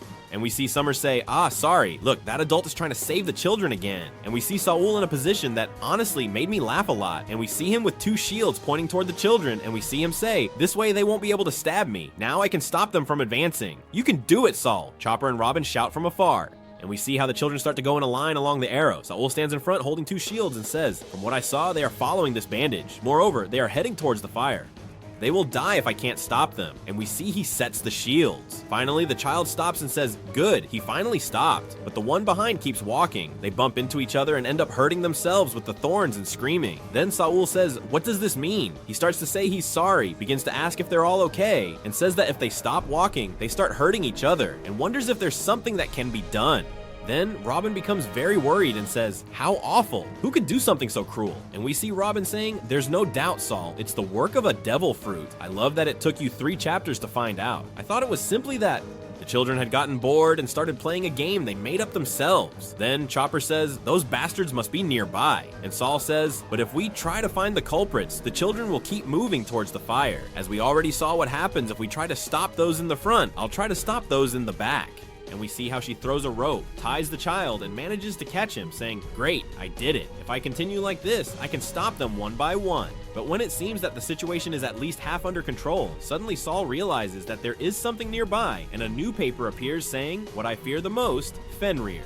And the wolf Fenrir appears, drawn by that child, and we hear them say, impossible, don't tell me the ones responsible are also controlling these creatures. Who could do something like that? And the introduction of the Divine Knights personally quite appealed to me, because it's quite disastrous in the sense that they are causing great chaos in Elbaf without concern. We see how we return to the Walrus School, and they say, Director, the inhabitants of the other villages are also reporting having seen similar beasts. That means they are all over Elbaf. It must be a skill. We have to find them as soon as possible. And we see the outskirts of the western village, and they say, we finally did it. And we see the defeated Draugr, and they say, I would have never imagined that the Draugr was real. Besides, it took us a long time to defeat it. Take the injured to the village, and we see that indeed the giants have managed to defeat it, but there are more creatures, as we see a dragon beginning to breathe fire, starting to cause damage to others, and we hear, it's Nidhogg. And we see indeed 2 other papers that say, what I fear the most, Nidhogg, and what I fear the most, Ghost. And the ghost and the dragon appear, since Nidhogg was a dragon. And they say, this is bad. The monsters keep appearing one after another. I don't think we can protect the village. Listen, everyone evacuate immediately. But suddenly we hear, let's do it, Dory, and of course Brogy. And they launch a combined attack between the 2, just like the one they launched when we were leaving Little Garden. They launch their combined attack, which completely destroys the dragon and the ghost with just 1 hit. And they say, wow, it's the Okashira. Not only them, the giant warrior pirates. And they say, "We're sorry for being late. It was a waste, but we had to vomit all the alcohol we drank. We'll take care of the monsters. Please, you go save the children." It seems surreal to me that these two were defeated by Mr. Three in Little Garden, really. This is something that's never talked about. I mean, the script twists they put into that arc just to introduce these two characters without overshadowing everyone during the arc. It's crazy. And they also say to watch closely that this is the Svarl version of their pirate ship, the Great Aeric. Strange creatures, you better get ready. Because of you, we had to stop drinking. And we see how in the final panel they say, "Hey, it's the Mountain Devourer, Gazan. That ship is invincible." And we see Scapper Gaban with the axes, prepared while he is drinking. He doesn't care about anything. And they say the left hand of the Pirate King makes his entrance. And Scapper Gaban comes in ready for everything, and this, look, I knew that Scapper Gaban was obviously going to fight, but I thought he would do it at another time, that they would wait until the end. But seeing Dory and Brogy already together with Scapper Gaban against these monsters, I don't know, it seems to me that this is starting to escalate very quickly, and I'm curious what will happen with the Divine Knights, if they're gonna fight with them, if they're gonna throw in a flashback or something like that, but it looks like many of these creatures are already being defeated. So far we've taken down 3 and surely more will come. So I am very curious about what will happen, if it will take many episodes to defeat these creatures as well, if they will make the Moogies fight with the creatures, or if they will directly have them fight with the Divine Knights. Either way, I think it's gonna be something incredible. And I am really eager to see this arc because I nicknamed it as the Well Done Guano in the sense that a lot of the story will be revealed to us. And I must also say that even in this chapter, which has obviously been a transitional chapter to start the whole Elbaf party of what is the war and the destruction and the violence and all that, we see that they have also shown us some kind of laboratory or site from 3,000 years ago. Between this, the fire, and all these things, certain elements are being added to the Elbaf arc that are making it very interesting. And that's even before we've gotten into flashbacks, speculations, important revelations, and all that. So everything left of the arc seems like it will be enjoyable, and these transition chapters are starting to come to an end, and everyone is ready to fight. Mini story where indeed nothing relevant happens, as we see that Yamato, after defeating Hosu, starts to leave, and we see Ulti with page 1, who, to the surprise of absolutely 0 people, is alive. Can you imagine Oda bringing out a character in a mini story and not killing anyone outside of it? It would be fun, really. And I tell you the same thing every week, folks. Have faith in this mini story. At some point something relevant will happen. I hope, come on, I trust, but where something relevant happens is in the chapter, as we start and directly see a giant monster, one of those typical from Elbaf, and we see Goldberg, who along with his shield starts fighting against it. And we see how the shield talks to him, they start getting ready, they throw it directly to stop the attack of this giant creature, and Zoro, who also uses a technique along with Sanji to defeat it, and they manage to cut off the head and finish off the monster. And they say they have no problem cooking with that, and they say, well, it's too big even for a giant. And we see how they say that the Groggysaurus, which is the name of the creature they just destroyed, is tasty. The downside is that they're difficult to cook because they have a lot of fat, but if you season them with sake, they turn out great. I love that he gives us recipe tips from Elbaf. I wish they would release a cookbook of Elbaf recipes, although we can't cook any of that because the animals don't exist. Then Sanji says they haven't brought any sake, so Goldberg responds that there's a hunter's cabin nearby, and that they can find cooking utensils there and pick up aromatic herbs along the way. And he says, by the way, what is this thing? Is it the ability of some Akuma no Mi? Referring to the shield Goldberg has. And Goldberg replies that his father brought that when he went to fight Big Mom. Apparently he infused it with life. And they say, huh? Big Mom? And they say, ah, well, then it's like Zeus. And they say, huh? Do you know Mr. Zeus? Big Mom's homie's commander. And they say, yes, now he serves our ship Gulpe. I quite like this because for a while there was much discussion about whether this shield could be a homie of Big Mom or not. Some people were saying that it was just a painted face since Oda had drawn it before. Many people talked about how if this was a homie, it could indicate that perhaps if Big Mom died at some point, this homie wouldn't necessarily disappear. And this raises more doubts, as I think, for example, that Big Mom is alive, and maybe this could be an argument for me, but it doesn't necessarily have to be. Then we move on to Luffy's group, Loki, and the others, and they say, you mentioned Holy Knights. That's right, those bastards came to see me. And he says, I suppose they are parts of the world government. So, were they the ones who did this to you? Hyrule asks. Loki says, idiot, if I had sailed so far as to run into them, by now I would already be the king of the world. And Luffy says, Knights of the World Government? And then Goldberg interrupts and says, we managed to catch one. Wow, it's huge. They respond, and they say, it's a Groggysaurus. Its meat is very nutritious. And Zoro says, I was the one who finished him off. And Sanji says, yes, imagine a broccoli dancing gracefully through the air. It was incredible. And Goldberg asks if they have cut wood. We see them respond that yes, they brought a couple of trees and everything, which is very good. And they say, that's great, it's ready, delicious. That's not for you. They start fighting over the food, and Luffy offers food to Loki, which I really like. It's quite interesting. Because Luffy, well, sharing meat is kind of hard for him, and we see how Luffy says to Loki, eat. And we see that Loki shouts, it's hot, because you literally just took it out of the fire. And Garp says, be careful, Luffy. Your wounds might open. And Loki shouts and says, hey, are you trying to kill me? And Luffy says, man, wow, what a relief. I see you're better. This, really? I love it, huh? I love it. It's just that Luffy is so silly. I love it. And Luffy says, anyway, finish eating, otherwise you won't heal. Loki keeps eating and says, help me sit up. It's almost impossible to eat like this, you know? And he says, you're quite bossy. Then we see how Loki kind of chokes on his food, tries to sit up, but he's coughing. And Luffy says, you're choking. I'll bring some soup. And Loki says, no, wait a moment. And we see how he brings a giant pitcher and Luffy shouts, burn, burn, burn, burn. And Loki says, you better not come near me with that. Obviously that soup is still hot. I really love it a lot. I mean, well, I don't see Loki as part of the crew. It's nonsense, but I love these actions. Then Luffy directly throws the soup in his face, and Garp says, wow, it looks like he got burned again. And Loki says, I don't care what you do, just don't let him come near me again. And we see them yelling at Luffy, and Luffy says, sorry, it wasn't my intention. I love it. I love those interactions. I mean, it's one of the things I love most about One Piece. I love it. And Sanji says, what the hell did this guy do to make all the giants hate him so much? And Zoro responds, by the way, the deal you made with Luffy was a lie too, wasn't it? And Loki replies, if you're talking about the whereabouts of Akagami, I didn't lie about that. And he says, oh really? Then tell us. I would, but you still haven't fulfilled your part of the deal. I'm still tied up in these chains. I never thought you'd be so eager to see Akagami, though I understand you. I also know what it's like to admire a pirate when you're a child. And we shift to a very brief flashback where we see a young Loki saying, come on, take me with you. And we see a mysterious figure saying, didn't you understand what I told you? I didn't come all this way to pick up brats like you. And then Loki says to him, then fight me. And we move to the next panel, and there's Loki completely beaten on the ground and says, and we see a mysterious shadow that looks a lot like Whitebeard. Obviously it's him, and he says, I can't believe you used your sword against a child. And the other one says, shut up, new guy. And we see Loki say, unfortunately I was born in the wrong era. And this flashback, which is very brief, is the first time I think that we see an interaction with Rock's D. Zebek, and I think it's the first time we hear his voice. I think when we saw God Valley, we didn't see this character's interactions nor heard his voice.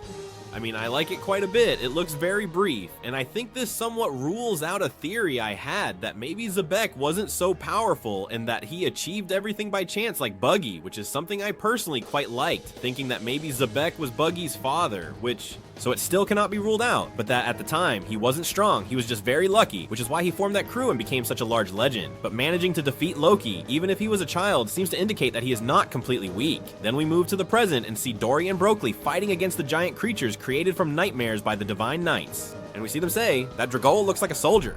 Gaba Baba, there are also ghosts that childish, and they say they will finish them all off at once. What's happening? If that's Loki, we see how Scapper Gaban also says, leave it to me, and we see how he launches himself into the attack and uses that axe attack of his and manages to defeat a few. And he says, I'm glad that these beasts are just representations of the children, although I wonder if they had met the real ones, they would have been stronger, don't you think? And we see them saying, well, it's good that it was like that. And Scapper Gaban says, it seems there are still about 3 more enemies left. Their voices try to hide. However, I can sense them without any problem. If even Elbaf is not their safe place, that means the end times are near. I like it because this phrase is perfect.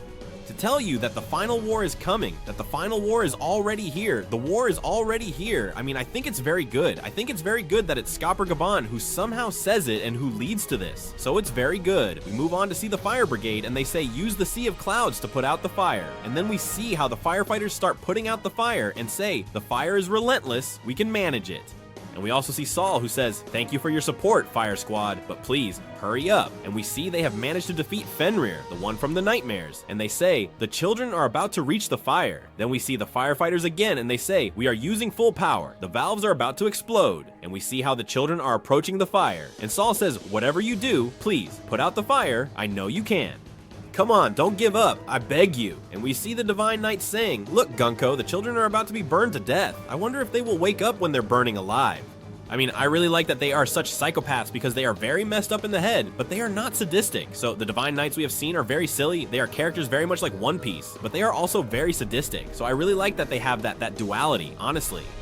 It makes them even crazier to me. Then Gunko says, without a doubt, they will wake up from the heat. Then they will call their parents with agonizing screams, and in the end, they will only find their charred bones.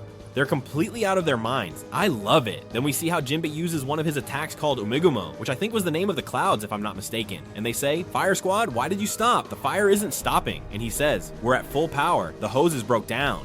"Stop, kids!" And we see how the kids are approaching the fire, starting to laugh directly at the Divine Knights because the kids are gonna get burned to ashes. But right with Jinbei's technique, which is exactly what stopped the hoses, he uses the iPhone Seoi and directly shoots a stream of sea cloud water at the sea of fire. And Jinbei says, "Well, I guess that'll be enough. I just hope I got here in time. Come back quickly." That was awesome, Jinbei. It even gave me chills. And we see he's back on the ship where Nami, Brooke, Usopp, and now also Jinbei were traveling. Then everyone is very surprised and they say, "The fire on Route 8 of the 2nd Forest District was completely put out." Well done, Jinbei. How great, Jinbei. How I like Jinbei. Very good character. Then we see how they say that the children are safe, but unfortunately, despite being safe from the fire, they are still walking in their sleep. And they say, "Well, that was close. I didn't lose hope for a minute. You did a good job, Fire Squad." They are told they will be revered as deities for this. And the firefighters say, "But we didn't do it." "Well, I'm glad everything turned out okay." And we see Chopper saying, "Robin, did you see that?" And Robin replies that yes, Jinbei must be nearby. Then we switch back to the Column Pirates with Nami and the others and see how they say, "Incredible, that was amazing, Jinbei." "Thank you, Jinbei. Don't worry. I know the kids from that school don't like me, but I've always considered them friends," says Column. And Nami says, "That's very nice, Column. Rest assured we will save them." And Column says, "Yes." But then an unexpected stowaway climbs directly onto the ship and we see it's Gunko. And he says, "So there was a nosy brat outside the school." And we see how. She appears in a very epic pose, with the bandages and everything. I like it a lot, and we see how they say, "Huh? Who is she?" And everyone is very surprised, leading to a direct confrontation with the enemy. There will be no manga next week. There are many theories that Gunko might not be so bad. There are many theories that Gunko is from the Revolutionary Army. That's where I lean, to be honest. I lean a bit towards her being from the Revolutionary Army or something because Gunko is the most special character the Divine Knights have presented so far, at least. I mean, I'm hyped and eager to see what they show us about her. Is she gonna fight with the Muggins here on the ship? I don't know. I have doubts. Anyway, I really like the chapter. I think it's a very good chapter, but I would have liked to see a bit more of the flashback to see Xebec in this, and it annoys me that Oda, it goes in dribs and drabs with certain things like the Xebec situation. But I trust that from now until the end of the arc, we will have a flashback in which we will see all of Loki's past, where we'll see things with Xebec more detailed, or things like that, or that will tell us a bit about the admiration he has for Xebec, or something like that. Basically, because I think this might have been directly like the introduction to tell us, hey, these two have a connection, at some point we're going to explain it, and at some point we are going to develop it. Or it could be that Oda forgets and the whole arc passes, and in the end, none of this happens. We start with chapter 1146, and the title is Movement in the Calm, obviously depending on the translation.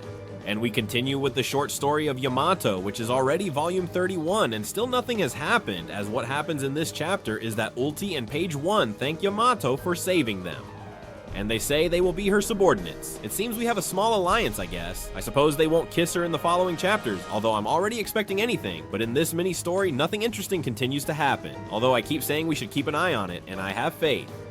Please, Oda, let something interesting happen, as we have already had 30 chapters just for Ulti and Page 1 to join Yamato. I feel like I'm gonna lose it, but we start the chapter right where we left off in 1145. And if we remember, Gunko appeared on top of the ship being led by Column and the others. And we see this continues and Usopp starts shouting, "Who are you?" We see Jinbei saying, "I suppose you are." We see Nami saying, "One of the intruders." We see how their phrases complement each other and how Column says, "Intruders? So you are one of the humans who invaded this country and attacked the castle guards. Then you must be the ones who kidnapped the children. What are you plotting?" And then we see that Gunko says, "You said humans, we are gods." And we see Usopp say, "Gods?" He's speaking just like Enel and the Tenryubito. Watch out for this reference, Enel, people. There is hope. Enel is returning. I think Enel should return in this arc. I can't think of many arcs where Enel should return. And Nami responds by saying, "And why would gods kidnap children?" And we see Column saying, "That's right, they are my friends. Where are you taking them? You better set them free." And we see Gunko saying, "You better shut up, kid." We would have preferred to simply take them with us, but it turned out to be impossible given their size. Meanwhile, we see how Frankie had knocked out that fake Zeus they had drawn, hitting it with a radical beam, and everyone is very happy. Gunko continues saying that the only thing left for them to do is to go on their own through the best route to the Holy Land, and Nami says, "Holy Land." That means Mary Joaz. And we see that Jinbei says, "I suppose you're a Tenryubito then." And Usopp starts shouting, saying he's one of those insufferable Tenryubitos, and he also says that he looks quite different from the Tenryubitos he knows. And Brooke adds something that I find very important and has gone a bit unnoticed, but I want to ask you if I am the only one who sees something strange here. And it's that Brooke says, "It seems to me that she belongs to a higher rank. Possibly she is a holy knight." This question marks, I mean, Brooke, how do you know about the holy knights? Because of the expression, I mean, they are characters hidden at all levels, secrets even within the world government, certainly. The first person who talked to us about this is Monkey D. Dragon. And then Brooke says, I think she holds a higher rank. She must be a holy knight. But where did you get this from, Brooke? I mean, maybe he knew about it from when he was alive. And now it rings a bell because of this, or is there something else to say? Honestly, I don't know. I'm a bit surprised. I need more context on this. Is there anyone who can provide context in the comments? Because maybe I missed some dialogue in a chapter or something like that. Gunko replies that he got it right and directly shoots an arrow at Usopp, and Usopp says, so they are kidnapping children to turn them into their slaves. And Usopp gets scared because he says, hey, what the heck is that arrow? And Nami goes straight to the attack. She says she won't allow it and directly calls Zeus. And we see Zeus come out and say, did you call me, Nami? Usopp tries to get rid of the arrow and says, wait, this arrow is following me. Get out of here. And Nami launches the Thunder Shark Tempo at Gunko, but Gunko counterattacks with an arrow that goes straight towards Nami, and we see Gunko starting a speech saying, there was supposed to be a day when the world would disappear in an instant.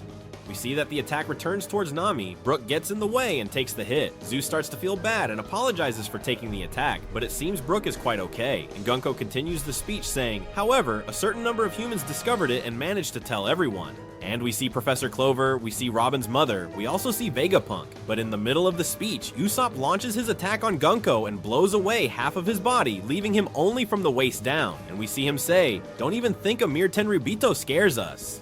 And they start shouting, hey, wait, Usopp, was it necessary to go to these extremes? I understand that the Straw Hats are not very accustomed to killing people, considering that it's difficult for Oda, truly. Even Usopp starts to cry a little and says, I blew off half his body. I'm very sorry. I mean, this is funny, but it doesn't make sense. He's a bad person. It doesn't matter if you blow half his body away. He deserves it. But to the surprise of absolutely zero people, Gunko starts to regenerate and they say, I felt sorry, but apparently he's regenerating. It looks disgusting. True, there's nothing more horrible than a dead person coming back to life, says Brooke. To me, this actually seems very funny. Gunko continues with the speech and says, although once started, there is no turning back. And they get very scared that Gunko regenerates, but she launches into the attack through an arrow and says, there's no way anyone can stop it. That arrow appeared again. This thing targets its objective. And Jinbei and Brooke jump in and say, we'll take care of it, Usopp. I must say, having abilities that reveal your movements is quite ridiculous. Gunko continues the speech and says, we are all in a countdown. A great war involving the entire world is about to begin, and when that moment comes, the side that has the support of the giants will be able to determine the course the war will take. Meanwhile, we see the giant monsters attacking the ships, how Dory and Broggy defeat them, and we also see a Loki who is completely full of food next to Luffy. Panel that I like, honestly. Nami is saying that if everyone is going to be forced to go to war, that there is no way that's going to happen. And Jinbei says, so they are trying to control Elbaf for when that happens, and to achieve it, they are kidnapping children. How horrible. And Gunko says, I'm just fulfilling my mission, although it seems absurd to me, because I do not understand the concept of hostage. For me, the lives of those children are worth less than garbage. Column says, you're out of your mind, you know? Damn it! And he launches to attack her, but Gunko strangles him with an arrow and goes up, hanging. But Jinbei and Brooke perform their respective attacks, and Gunko, through an arrow, makes their attacks cross, so they hit each other. And Gunko passes again, reaching Nami, where he kicks her in the face and sends her flying. Usopp tries to respond by attacking him, but Gunko dodges and knees Usopp in the face, also knocking him off the ship. And now the ship is completely empty, leaving only Gunko in the middle. And Gunko starts speaking through Dendamushi and says, well, everything is ready, Killingham. I must say it's a real shame. Elbaf has a very limited communication system, and we see them shouting, Director Kiba, and Director Kiba has been defeated by Killingham, and he says, wow, your fangs were very sharp, and we see that he is completely defeated, and Ong is lying on the ground saying that her body doesn't move, and Killingham says, oh, that's because it says your body fell asleep. This seems very interesting to me. The abilities of this character are curious. We see how he stands in front of the giant Dendamushi and says, I suppose he was talking about this? I had never before had I heard of a Dengo Dendamushi. Hey, Summers, say something through your Dendamushi. I'm sure everyone in Elbaf can hear you now. Understood. Wait, Killingham, sorry, but I'm almost done with this guy. And we see Saul, who is bloodied in front of Killingham, surrounded by a field of thorns. Killingham also has a trump card and says, this Vice Admiral wasn't supposed to have died in Ohara. And Saul is thinking to himself, Robin, Chopper, you two hide in my hair. Don't think about coming out. And they are covering their mouths, crying and having a terrible time. And we see Summers laughing and saying, come on, it's your moment of glory. Oh, he died. And Saul falls directly onto the thorns, defeated, surely not dead. Summers keeps laughing and says, a school, a library, that was enough. You pacifist idiots, you are warriors. In the past, you were able to shake the world with your brute strength. You were supposed to become our mercenaries. Or am I wrong, King Harold? Harold, you are a disgrace. You ruined everything completely. And the narrator says, wasn't he a king loved for being kind? A very brief chapter, a short chapter in which not much happens, but there are a couple of interesting things to comment on, and it's all about Gumko's speech. I think we're now starting to hear about the final war. We're starting to be conditioned for its occurrence. And perhaps the more casual One Piece fan isn't thinking that there will be a final war, but with this, you start introducing the idea that, hey, we're gonna have a problem, we're gonna have a war, and the Giants are gonna be the absolutely key faction to support us, so we'll need them. Gumko has brutally humiliated the Mugis. It disappoints me a little, although it doesn't surprise me, because you know that Oda always exaggerates a lot when introducing a new character and their power, making them seem much stronger than they are, and later it won't be that much. I mean, later in the arc, Jinbe might face Gumko and defeat him. Well, it makes perfect sense and is very likely to happen, because as I said, usually Oda, when introducing a character, greatly multiplies their strength to surprise us and make an impact, but even so, I find it a bit disappointing, just like I find it very disappointing, and honestly I think it's rubbish, is the treatment that Robin and Chopper have received. I mean, Robin and Chopper are in Saul's hair, and not only the strongest in the crew, but they are fighting with Summers. Saul is practically dead, not going to die, but you know what I mean? Within the context of the series, within the lore, he is half dead. Fall there, and they have to stay silent without going out to fight. Listen to me, you are a crew of an Emperor of the Sea. You are a crew of a Yonkou. How can you have the guts, especially Robin, to see your lifelong friend, whom you thought was dead, now alive, being beaten, humiliated, and almost killed again right in front of you without doing anything?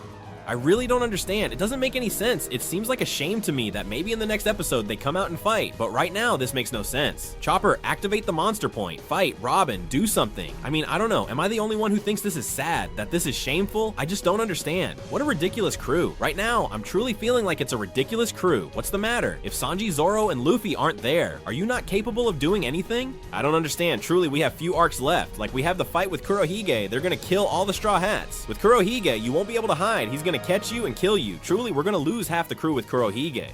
This is a really big problem.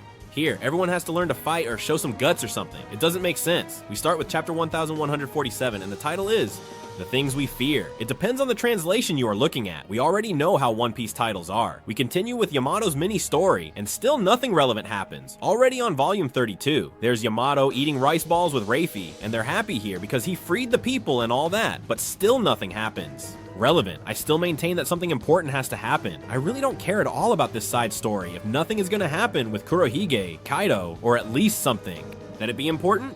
Because until now we haven't seen anything, but we start the chapter and go right where we left off at 1146, and we saw that Saul was facing one of the Divine Knights, specifically Summers, and Robin and Chopper were with him, and we see that Saul was putting up the barrier for Chopper and Robin and says, "Robin, Chopper, please hide. I know this guy, he is a sacred knight."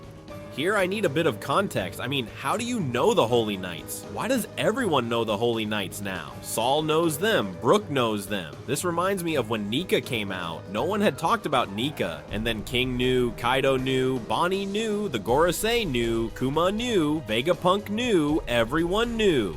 I don't know, surely there is an explanation, but it's a bit strange that this hasn't been talked about in over 1,000 chapters. Saul keeps talking, and we see that he tells them there's no way they can defeat him because they are immortal, and he uses the word immortal. I have reviewed several translations, and yes, the word immortal is used. It's not like with the Ope Ope, where many people use the word immortal when it's eternal youth, which is not the same. We see that Saul says if they want to save the children, they have to wait for the right moment and run to help them, meaning they have to seize the opportunity. And we see Summers telling Saul, it seems that in the end, they are the two survivors of Ohara. And we see Summers, who is in front of Saul, completely defeated, with his body bloodied and completely defeated in front of the thorns of Summers' fruit. And Summers says, wow, it seems that in the end, there are two survivors of Ohara. The Marines really messed up. Then, we see that Summers notices something and turns to see Gunko along with the rest of the Mugis he had defeated in the previous chapter. And we hear him say, Gunko, so you managed to capture the Mugiwara. Do you want us to take them with us? And we see Killingum interrupt him through the Denden Mushi and say, don't make those jokes, Summers. Do you really think you want to provoke Mugiwara Luffy? Don't forget that we only have one mission to complete before returning, and I like this because it shows Luffy's status as a Yonko. Even though the crew isn't up to par from what we've seen, they do fear Luffy. Well, of course, I must say, we see now it says to me, Saul is in a deplorable state and Column was captured. What happened, Jinbei? You had it, and in the end, you couldn't do anything. And we see Jinbe saying, calm down, don't make noise. I'm trying to figure out the secret of his ability. And we see Usopp say, that woman traumatized me for a moment, I thought I would die. And we see Brooke say, that woman. No, it's impossible. I don't know if it means that she cannot die, if it means that he met her. I mean, really, these dialogues leave me a bit up in the air and don't tell me anything, but be a bit more specific because I don't know what you're saying. I mean, were you implying she is immortal? Should I get my hopes up thinking that you know her and there's something hidden here? I don't know. But we see that Gunko draws her sword, points it at Brooke's eyes, even though he doesn't have eyes, you know. And Usopp says, the zombie woman is back. And Gunko kicks Brooke in the face, steps on his face and says, from now on, you will dedicate your life to creating music for me. You will become my slave. And Brooke says, huh? We see everyone is surprised and they say, wait, does she know Brooke's songs? A Tenryubito is a fan of the Soul King. It seems to have caught the attention of someone problematically important, and Summers gets angry and says, hey Gunko, just give up. I'm not interested in facing a Yonko right now.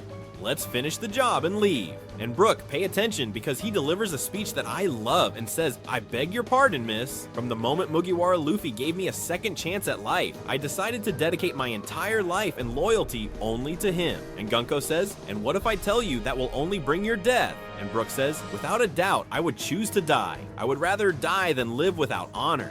I love it. I love it. I truly love this. I love it. I really love Brooke's speech. I do think this might fit better at another point in the chapter, maybe at the end or something, because it seems quite intense to leave it a bit at the beginning and forgotten, but I think this scene is very well done. I like it. And then Gunko kicks Brooke, sending him flying, and Usopp shouts, Brooke! Everyone gets a bit scared, and she starts kicking Brooke's head.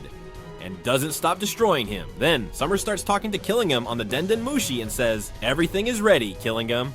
And he replies, yes, you can start now. And we see they begin to send a message to all of Elbaf, and we see that they say, can you hear me, Elbaf? This is a message directed to all the warriors of Elbaf. Meanwhile, we have a wide shot of the tree, which I really like. The territory of Elbaf is very cool. Then we see people all over Elbaf getting surprised and wondering, who is that? It's some kind of transmission.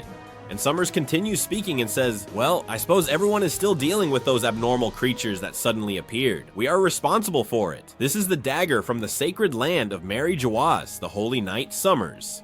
With the dagger thing, I don't know if it's a nickname or a way of saying that it's something hidden. From what I've read in other translations, I've seen that it tries to give it the meaning of hidden. I imagine that's why.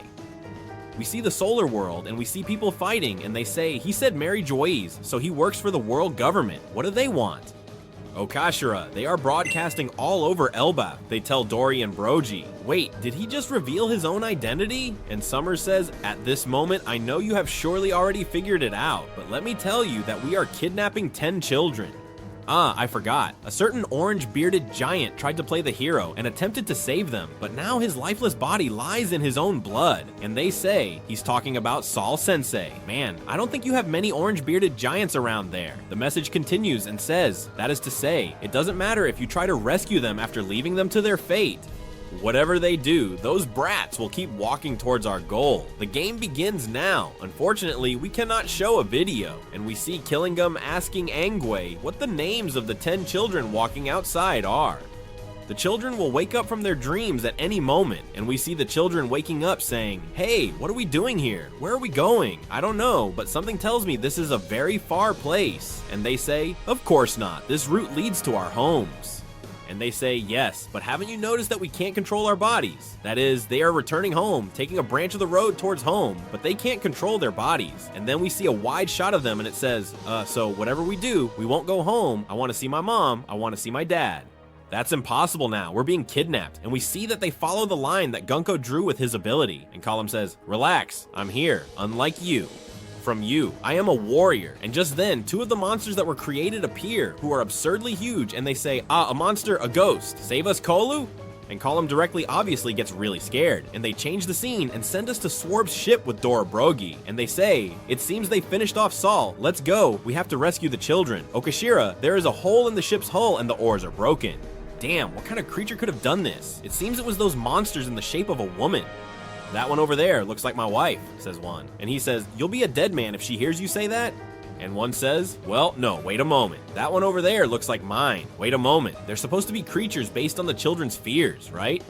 Your wife is Bent's mom, right? So if Bent thought of her while drawing what he fears the most, that means she really is his mom. And they show us a shot where the two women are destroying the ship, and there's one that looks a lot like Big Mom. It's quite funny because her hair looks like it's on fire. It's cool. And they say, this is an impossible fight. Even in front of them, our own spirits also waver. This is quite funny because we actually see a panel where the ghost itself, which has been summoned, is scared of their own mothers are attacking the ship. I mean, this is really cool, to be honest. It's silly, but it's really well done. Okashira, they managed to tear off the Cloud Islands. We are going to crash. And we see in the background how Swarp's ship ends up crashing against the lands of Elbaf, and smoke ends up coming out, and everything is very, very destroyed. In the distance, Summers we see is watching and says, ha ha ha ha. The ship of the giant warrior pirates just crashed. It seems they encountered some powerful MMA. With every passing second, the chances of rescuing their little ones are dwindling. To not prolong this, I will now address the legendary warrior, Bearded Mountain Jarul. And we see Jarul, who says, were Dorabrogi defeated? Impossible. Since there is no king, you will represent the entire country, they tell Jarul. Our goal is very simple. We want the giants to be our battle slaves. To do this, we have no problem testing how effective those children are as hostages. I don't think I'm wrong in saying that they surely want to know where they are headed, right? And they show us the map, and we see that they are going, well, to the village where they are. In other words, the children are heading home, as they said. So they are going to say the names of the 10 children who were kidnapped. And they say, the first is Ilva. Then Jorel says, Ilva was kidnapped. She is my great-great-granddaughter. Something they had already mentioned, and they use it a bit to create an emotional connection with Jorel, which I like. And it's curious because if you notice, these 10 children are practically the Mugis. They're practically the Mugiwaras. I mean, there are a lot of people who look similar. We have Column, who would be Luffy. We have the big one, who would be like Frankie. We have one who looks a lot like Usopp. We have one who looks a lot like Nami. One who looks a lot like Sanji. And it's quite funny because I think Oda has interpreted these 10 children and used them to make them look very similar to the Mugis. And maybe he uses these giant kids for in the future, when One Piece ends and we have a time skip to see what happens next. They could be the new Mugiwara or something like that. It could be. So we see Ripley, who finds out about Column and gets really worried. And we see Scapper Gaban, who says, you heard, Ripley? Our boy is incredible. And we see that they tell him, this is no time to feel proud. Summers continues speaking and says, listen up, Elba, I will now give you an order. Since your school is useless for the war, just like your library full of irrelevant history, I want you to burn them while you swear loyalty in front of us. If you don't do it, we will start killing the children one by one. The children obviously become very nervous, start shouting for help, they scream to be saved, and we see that Ripley gets angry and says, what did that damn bastard just say? We know where the children are, so we're going to save them. Summers says, it's time for you to make a decision, old Jarul. Then the other says, me? It seems like he is very drunk. I don't know if it's because he's old, because he has a sword stuck in his head, but no, I don't know. This man is not capable of adding 2 and 2. Then Aang says that is very cruel to stop, and says, the school is a symbol that represents peace in Elbaph, and in the library lies not only the central history of this country, but also the knowledge about the world that was preserved thanks to the sacrifice of the scholars of Ohara, and that it is a treasure. Zoro, who does not only belong to Elbaf, Summers says it's very annoying, and Chopper, we see him trying to grab Robin, and he says, Robin, don't do it. And Scapper Gaban also starts running, and we end with a panel where we see Robin with Emu's eyes on her face. If someone can tell me what this means, let me know in the comments. We see Robin, and we see Scapper Gaban, and we see them launching into attack, each to save their own. Robin launches to defend everything about the library, everything about Ohara, which I love. I think it's very good, but I still say that not defending Saul is a huge mistake. I don't care what Saul said about wanting to protect the children and all. I mean, Robin is part of a Yonko's crew. She should do something. And I hope that Chopper comes out too. I hope Chopper doesn't just stay there hiding in Saul's beard. And honestly, I wouldn't want to be one of the holy knights with this man angry, because you've kidnapped his son and planned to kill him, really. It is a situation I wouldn't want to be in. And to wrap up, we have very bad news, which is that next week the One Piece chapter will not be published because of Golden Week, which is like a week-long break they take in Japan. So there's no One Piece chapter, but in short, I liked the chapter. I think it brings interesting things and puts us in a rather ugly situation. It shows us that 10 children are kidnapped. It starts sending people to fight. It tells us that Elbaf is in a very bad state, and it makes me wonder if Summers' message has even reached where Loki, Luffy, Sanji, and Zoro are, because that is very crucial, since these characters are likely the ones who will have to confront the Divine Knights, or at least play a significant role in getting rid of them from there. I think it's something that would be totally key. So I'm very curious about what's gonna happen with this, if someone else will appear, and these 3 divine knights will just fight, no matter how strong and immortal they are, because I have some doubts about what they're going to do, since, well, I don't think they're truly immortal, but rather there must be some sort of explanation, as should logically happen in a series. So I like this chapter simply because of what might come in the future, and it seems to have progressed a bit more compared to the last ones that maybe seem to be stalling a bit. In 1148, we go again with the mini story, which is already at number 33, and still nothing is happening. And we see that Yamato is heading to Hakumai after Tama tasked him with delivering a hat to Kawamatsu. In other words, the mini story still hasn't progressed, but I still trust that something important might happen. Oda better make it happen, really, because this mini story with over 30 chapters is already becoming tedious and nothing has happened.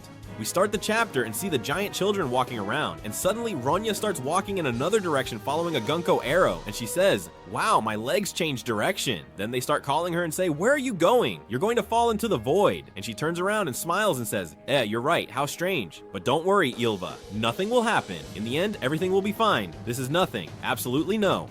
And she stands at the edge of the cliff, above the arrow, looks down, and everyone starts calling her. And then when she stops, we see that they're telling her to come back. That place is dangerous, that if she continues, she will fall into the infernal world, obviously dying. And we see Gunko calling Summers and saying, "Listen, Summers, the first brat is in position to fall. Perfect. When the time comes, you'll let all of Elbaf hear it," says Summers. Very well. If in 30 seconds I haven't received an answer, we will drop the first girl. I will repeat it to you one more time. Bearded Mountain Yarul, order the teachers to set fire to the school and the library. And everyone says, "He's crazy, Lord Yarul. Our library is home to texts and books that have been passed down for generations, for hundreds of years. Do you realize what you're saying? The children's lives are more important," says another. Then the giants start arguing among themselves, debating what's better, burning the school or directly saving the children, saying things like, "We shouldn't focus on his order. We have to decide whether we will submit to those individuals or not." So what do you think is best, letting the children die? There's no one near them. Our priority is to end this game immediately. Then we move to where Saul and Robin and Chopper are, and we see Robin say, "You stay here, Chopper. It's too risky to face them without knowing their abilities." So we see how Robin tries to leave, and Robin says that she knows, but she can no longer control her emotions. And thank goodness, Robin, it was about time you did something, because I was pretty upset for a couple of chapters. Then the Straw Hats who are captured say, "Do they really think of killing children? They're crazy. Not even the most horrible criminals in the world take children as hostages." And then we see Summers saying, "Ha ha ha, don't think that judging me will change anything. Your words don't affect me." I like the phrase here that not even the most horrible criminals in the world take children as hostages, letting us see that not even the most dangerous pirates or the most horrible people take children as hostages, that only the world government does. Planting that stigma of demon on them again, which I like quite a bit. Then we see how Gyur says he will join the giants, and Frankie says he thinks it's fine. Then the giants say they will divide into 2 groups. The first group will fight the monsters, and the second will rescue the children. Then they say, "Take your weapons. We have to go to Route 8 as soon as possible. Get on the ship." They get on the ship and head there.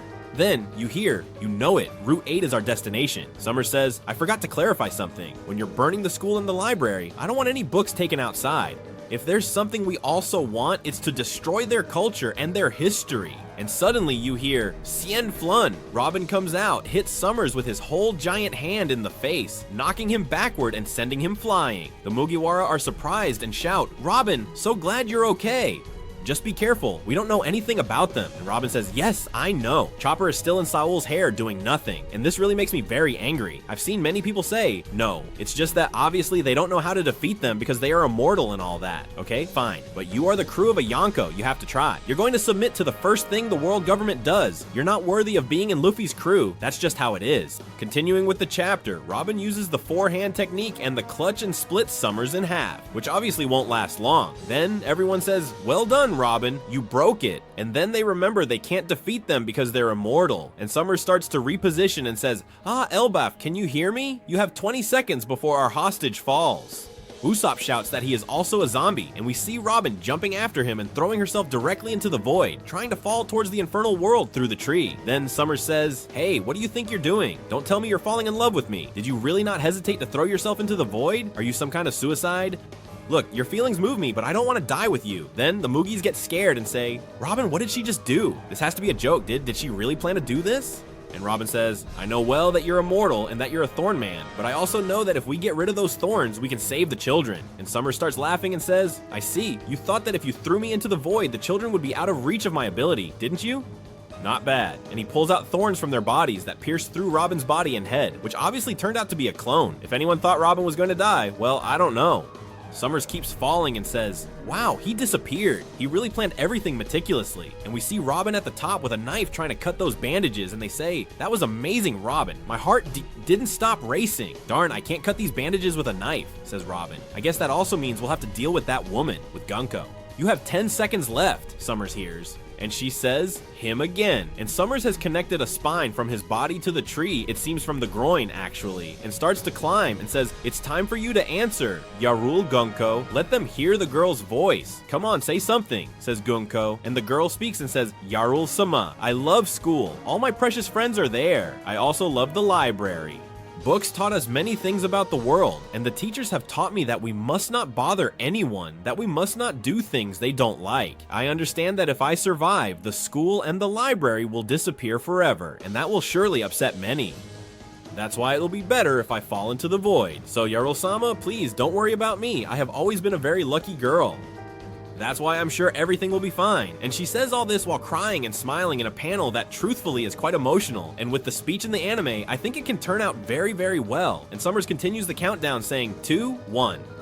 And Yarul-sama, with tears in his eyes, says, Angie, burn the school, and also the library. Then Aang says, understood. And we see how Summers surrounds Robin with his thorns and says, ha ha ha, what a ridiculous expression, Nico Robin. Then the Mugis say, stop, you have to run, Robin, let's go. But when everything seems lost, we see someone running from the other side and cutting off Summers' arm. Then Summers says, huh, my arm doesn't regenerate. And you hear? It's Scapper Gaban. He slashes Summers in the chest, and we see Scapper Gaban angry, contrasting a lot with everything we've seen of him so far. Now we see a very serious Scapper Gaban.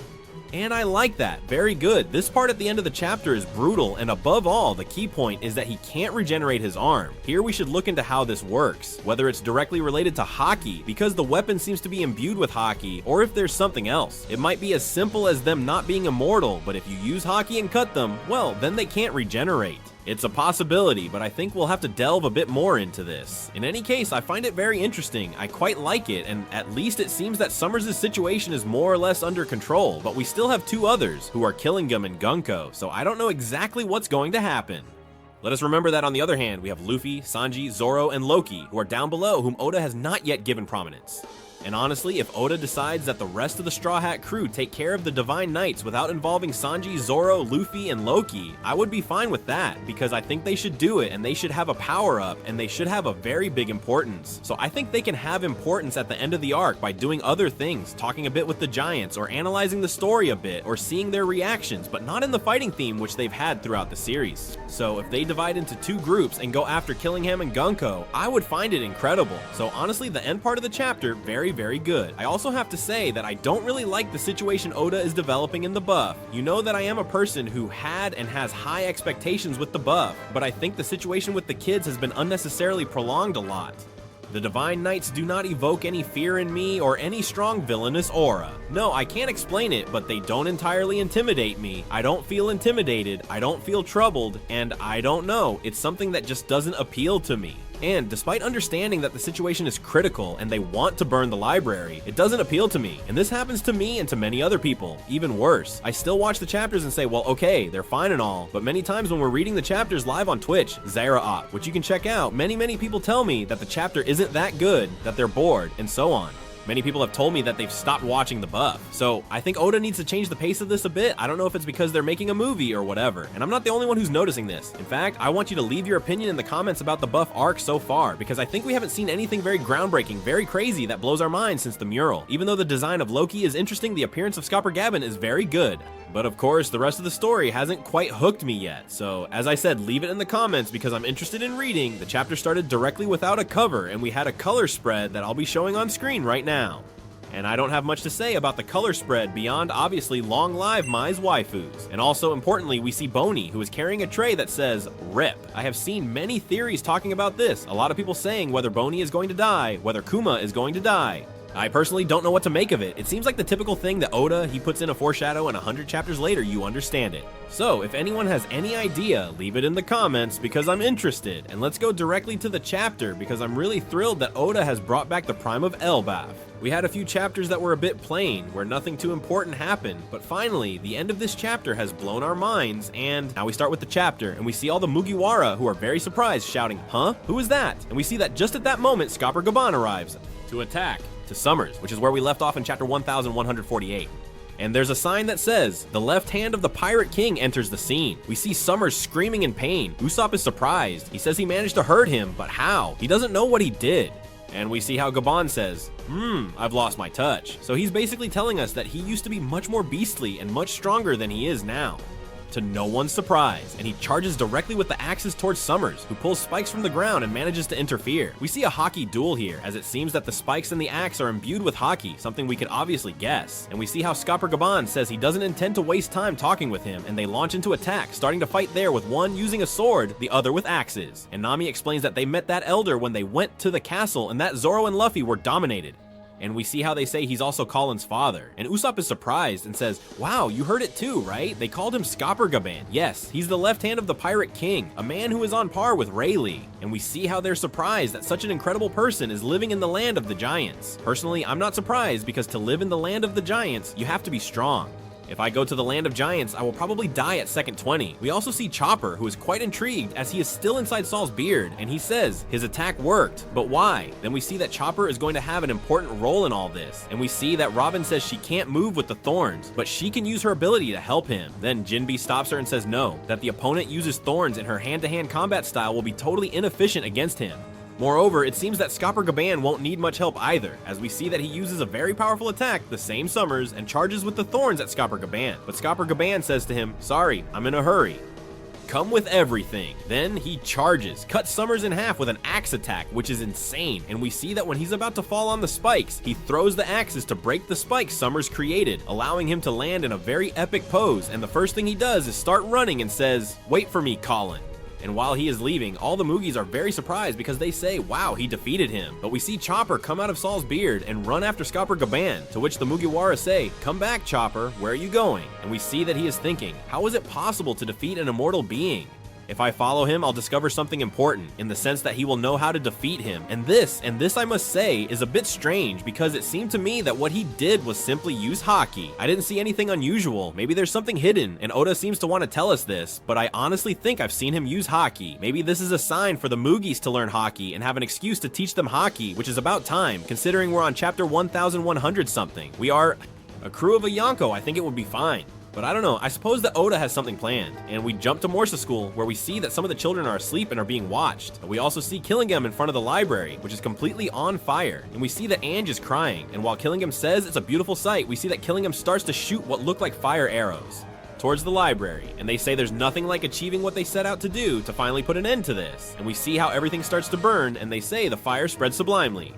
Then Robin starts to cry because he sees the library is quite destroyed, and it seems that Saul is completely destroyed too. Then we move to the village of Elbaf, and we see Yonul, who is crying, and they tell him, "You are not to blame for anything, Yonul-sama. Not only the words of our ancestors, but the whole history was..." Basically, it is being burned in the library, to which we see Ronya, who was directly above the arrow about to jump by order of the same divine knights. We believe they used a bit of blackmail to set the library on fire, and we see Killingham communicating with Gumko and saying, "This is Killingham speaking. The fire was a success. You can return now," Gumko says to Ronya, and Gumko says, "I suppose you must feel very happy, right?" And we see that Ronya says, "I'm very sorry. I'm sorry for staying alive. Now because of me, everything is destroyed. I'm really sorry." And we see everyone saying it's not her fault, but just then, Scapper Gaban arrives and says, their culture, their history, their children, even their military strength. You have no right to seize those things just because you felt like it. And he lunges at Gumko. Then Gumko says, "A member of the Pirate King's crew? If you try anything, I'll kill the hostages." And the children are surprised, saying, "It's Gasson. Korin Gasson is here. He came to rescue us." And Korin, obviously, who is a child, sees him and says, Dad, listen, everyone. My dad is here. He's the strongest warrior in the world. We'll all be rescued." And Gumko, who is not foolish, does what we all feared. She lunges for Korin, grabs him, and puts the sword to his neck and says, "Did your actions not tell me it's okay to kill him? That is the price you will pay for killing me." And we see that Scapper Gaban thinks it's the last chance they have, and that they can still save the library, and that after rescuing the children, all of Elbaf will be safe, but he has to finish her off with one blow. And And Scapper Gaban says, Korin, please, hold on for just a second. I know you can do it because you are a strong boy. And Korin shouts not to worry, that he is a warrior. Don't worry about me, defeat that woman. To which Gumko says, don't you realize that if you die, there is no turning back? And Scapper Gaban launches into the attack, and then they remember his birth. We see that Gert was there. We see that Gert was there with newborn Korin, and they show us everything about his birth. They show Scapper Gaban in front of the child saying, he is our son, he is very big and cute. Thank you for bringing him to life, Ripley. Oh no, I said Gert and it was Ripley. Haha, I got mixed up. And Ripley says, hang in there, Korin. But at that moment, we see how it starts to pierce his neck. Little by little, Scapper Gaban launches into an attack and says, I have to defeat her before things get out of control. But using the hockey to see the future, he sees that what is going to happen is that his neck will be pierced and his son will die. Then he stops and says, please, stop. I surrender, and drops the axe. And to himself, he thinks, I'm sorry, Elbaf. But Gumko attacks him with an arrow and says, you're nothing but a weakling. And he throws him through the tree into the void, thinking, I'm sorry, Korin, you must have suffered a lot. I'm sorry. And we see that he is falling, but Chopper jumps after him and we imagine he will manage to rescue him. But here comes the end of the chapter, which really has so many mind-bending things in just one page. I mean, distribute the chapter a bit better, because everything you've put here has blown my mind too much. And we see that Gumko, upon hearing Korin's screams, kind of reacts and has a sort of vision of the past, seeing herself screaming, Dad, what is this memory? She asks herself. And we see Brooke's face next to the girl, next to Gumko as a child, and he is singing, yo ho ho ho. And they are like singing, and we hear Brooke saying that his dream is to become a pirate. And this really just makes no sense. This is crazy, right, Norma? Huh? What's the reason for this? I've already seen many theories talking about this. Honestly, I can try to get some idea of what's going on with this. One might think that Gumko is Yorkie's daughter, who was Brooke's captain, because they seem to have similarities due to the hairstyle and everything, especially knowing it's an anime. There are also theories that Gumko was the princess of a kingdom that Brooke protected, as he said he belonged to a kingdom long ago in his past. And here some things do not quite fit, because Gumko should be much older than she appears. I mean, Brooke was dead for about 50 years or so, and if she was already a child before, imagine how old she should be. But to give it more thought, we see how Brooke is thinking that she is very similar to someone he knows, and she kind of reacts and thinks, Brooke, that was Brooke, and she runs towards him. But at one point, something enters her mind and a voice is heard. Why are you wasting time? The sacred land is burning. We need military strength. And suddenly, rays start appearing around Gumko. Even the children are surprised, and Killingham says it's Emu-sama. And here it's curious because we see that Summers, who seemed defeated, absolutely everyone knew that man wasn't dead. He seems lifeless, but still aware. It's a bit strange. And it appears that Emu takes control of Gumko's body and says, Mu will show them what a god is capable of.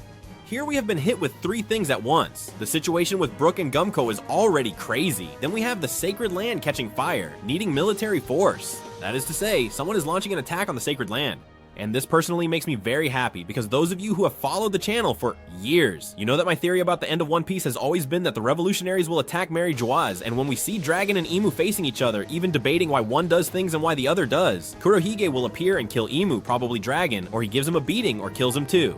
Will take the throne of the world, and meanwhile Luffy will become the pirate king and Kurohige will be the king of the world, and that will be the confrontation end. So as I say, if it's really the revolutionaries, it would be incredible. Now, another idea that came to my mind, which would be a shock and almost no one has thought of, is that it could be cross guild. That would completely blow our minds from the manga and everyone else's, and that would be very funny. Then we have the issue of Emu having taken control of Gumko's body, and as I say, with everything happening with Summers, who seems lifeless because he doesn't have, like, life in the eyes and it's pierced and everything. Well, it seems that they might not be people, but rather beings, bodies without life or something similar, and that Emu is capable of giving them life or infusing them with power.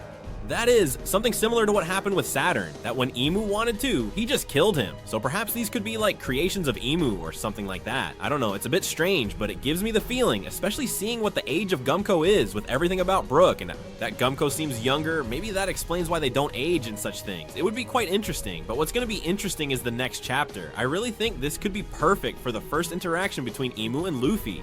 That Luffy goes into Gear 5, maybe with Gaban's body on his shoulder or something like that, and suddenly Emu sees him and we have some curious interaction that reveals something from the past, maybe a mini flashback of Emu in his head, like 2 or 3 panels that reveal a bit of Joy Boy. But also something important is that he refers to himself as Mu, not as Emu. So there are interesting things here, things to uncover. I uploaded a theory a while back, I would say a couple of years ago, about something called Mu, which is something that exists in real life. I'm not gonna delve too deeply because tomorrow you'll probably have a video detailing it 100%. It could be that this theory makes even more sense, and that there are many things that resemble it. I just tell you that with all those things about Mu, there's something very similar to the poneglyphs, and this is something from real life. So, well, wait for tomorrow's video. In fact, if you're watching a bit late, it might already be up. Check the channel. But I'm telling you, the theory is going to be amazing because the chapter has also been very good. So Oda, I have nothing left but to applaud you and thank you. And today's chapter has been absolutely crazy. I don't know how to explain in simple words everything we have seen today, because it really doesn't make sense. We start with Yamato's side story and see that the pilgrimage through the temples continues, volume 34. They place Yasuye's katana inside the temple, and with this, the pilgrimage ends. I hope that in the next chapters things start happening, because we've had 34 volumes of this mini story. And absolutely nothing has happened. Where has something happened? It's in the chapter where we start and see how all the giants are running, going after the children. And we see that the children are already returning. We see Column saying, "Bartender, my dad was thrown into the infernal world." And he says, "Well, defeat him, perhaps?" And he says, "Yes, it was that woman, so be careful." And everyone is shouting for their fathers and mothers, and we hear them say, "Wait a moment, why is it floating?" And we see the giants start falling one after another, and we see that the children and the giants end up fainting as if it were a very strong wave of Conqueror's hockey. Several giants all around, the buff end up fainting, and we see how Gumko, who is possessed by Imu, draws a circle from which she shoots at several giants, defeating them and flies off with her wings, and she flies towards the sky with a complete demon appearance, with a demon tail, with demon wings, and with a demon trident. I think with this demon tail we can quite easily understand that what we saw of Imu's arrow was the tail. And we see that this new character, whom we will call Imu, although it's Gumko possessed by Imu, says, despite everything, still planning to resist, killing him. Really, this is all you can achieve? And killing him says, of course not. I left a couple of nightmare halls open, so monsters will keep emerging from nightmares all over the island. As they come from dreams, they are not bound by the concept of death, which means I can bring them back whenever I want. Demonstrating obviously Killingham's great power. And we see that Imu also talks to Summers and says, "Take care of the children." And Summers says, "Yes, I'll do it immediately." And he starts to recover and regenerate. And the Straw Hats are very surprised because they say, "That guy is still alive." And Jinbe says, "That woman she seems different. Is it really the same one we met?" Robin says, "Where are Luffy and the others?" And Nami says, "Right, Luffy, Zoro, and Sanji are probably with Hadruden. Just when we need them, they all went to the depths of the infernal world." And Robin tries to remove the thorns, and Jinbe asks what she's doing. Robin replies that if they do nothing, they will end up as hostages, and that she doesn't intend to just stay there without trying to do something. And it shows us the image of the library burning. And we see that Imu says, "There is only one drawback. There isn't anyone we can negotiate the children's lives with, right?" And Summer says, "That's right. I find it unheard of that there is a place without a king." Damn, that hurt. Damn, Gaban, Summers is thinking, meaning Summers has recovered. Gaban has not managed to defeat him, and it was something we mentioned last week, that it was quite obvious that this character hadn't died and would recover. Then Imu addresses Dory and Brogy and says, "Blue Oni Dory and Red Oni Brogy." Mu orders them to seize this country. They will become the kings of this place. And Dory grabs Imu's body and says, "You are one of the sacred knights, aren't you? You are responsible for Elbaf being engulfed in chaos." And he tells the others to move forward, not to stop, and the others say yes and tell him to be careful.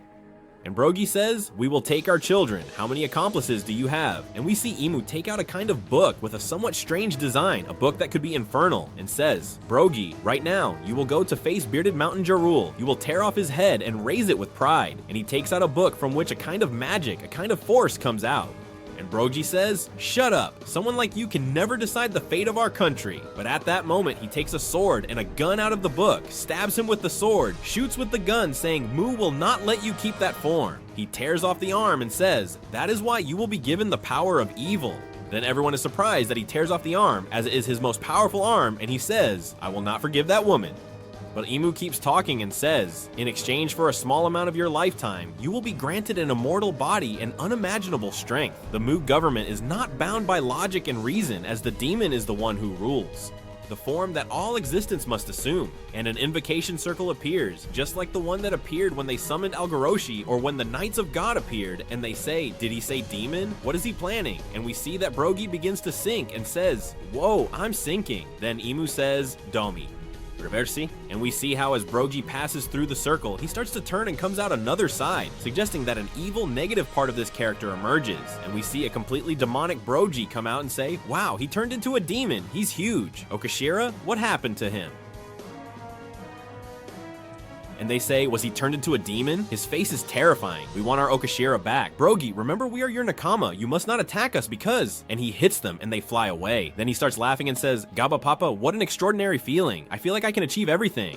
They took over Dory, and we see that Dory is in exactly the same state. Exactly the same. And he says, listen to me everyone, we will kill Jorul. And they say, stop Okashira, please break free from that state. Think about what will happen to the children. If you kill Jorul-sama, there will be no turning back. Please do nothing. But then these circles reappear surrounding other giants, and it seems they are also turning into demons. And everyone is surprised, saying, you too.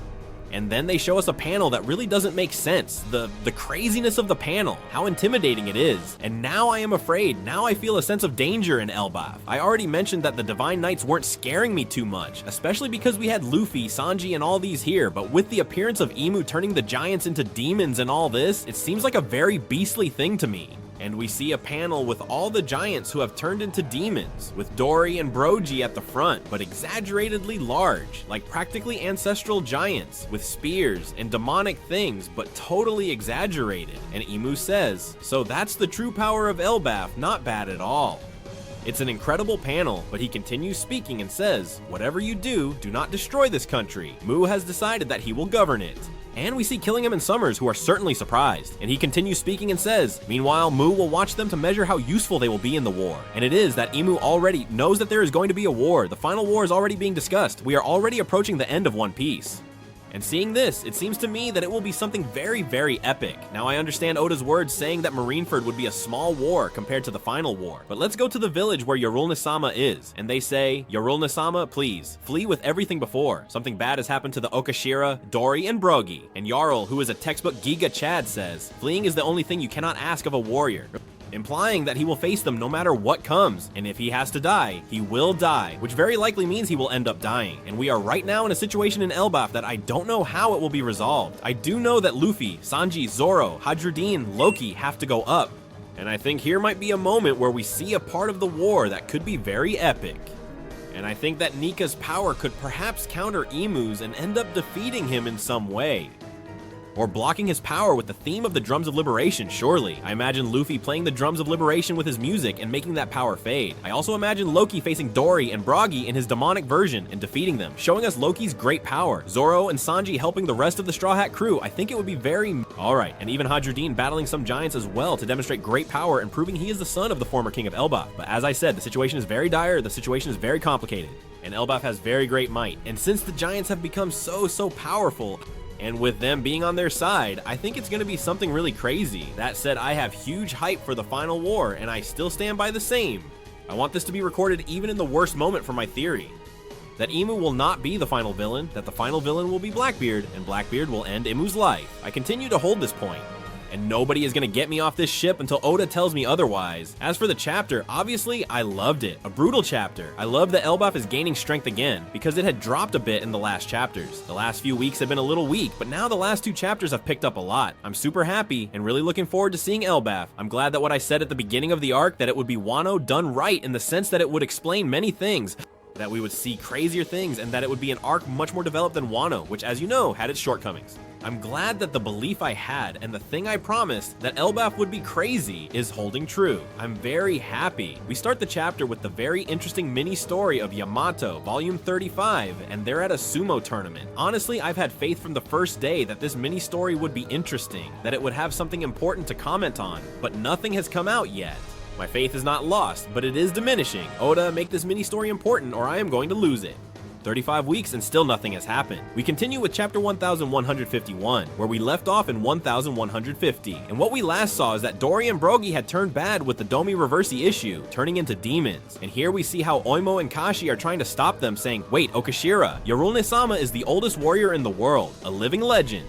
He is someone we have always admired for a long time. And then Brogy replies, but the warrior we once admired is now nothing more than a worn-out old man. That's why we must give him the last god and finish him off. Obviously possessed by Imu and out of their control. And Dory says, we will be the new kings of Elbaf. We don't need any god in Elbaf. Awaken the age of war. We will build an era for the strongest. And they reply, Okashira shouldn't be saying these things. What happened to them? Step back, Kashi. They're no longer the same chiefs as before. They're demons with completely dark hearts. And then we see more Domi Reversi emerging from the ground, transforming into more giant demon forms. And there, interestingly, we see something I find intriguing, which is seeing the board with the pieces we've seen many times. As mentioned, if you remember the Terupi Zero, they were playing a game of this just when we were In the War of Wano, we see how the white pieces, which are supposed to be the good ones, our side, are being flipped and turning black, siding with us.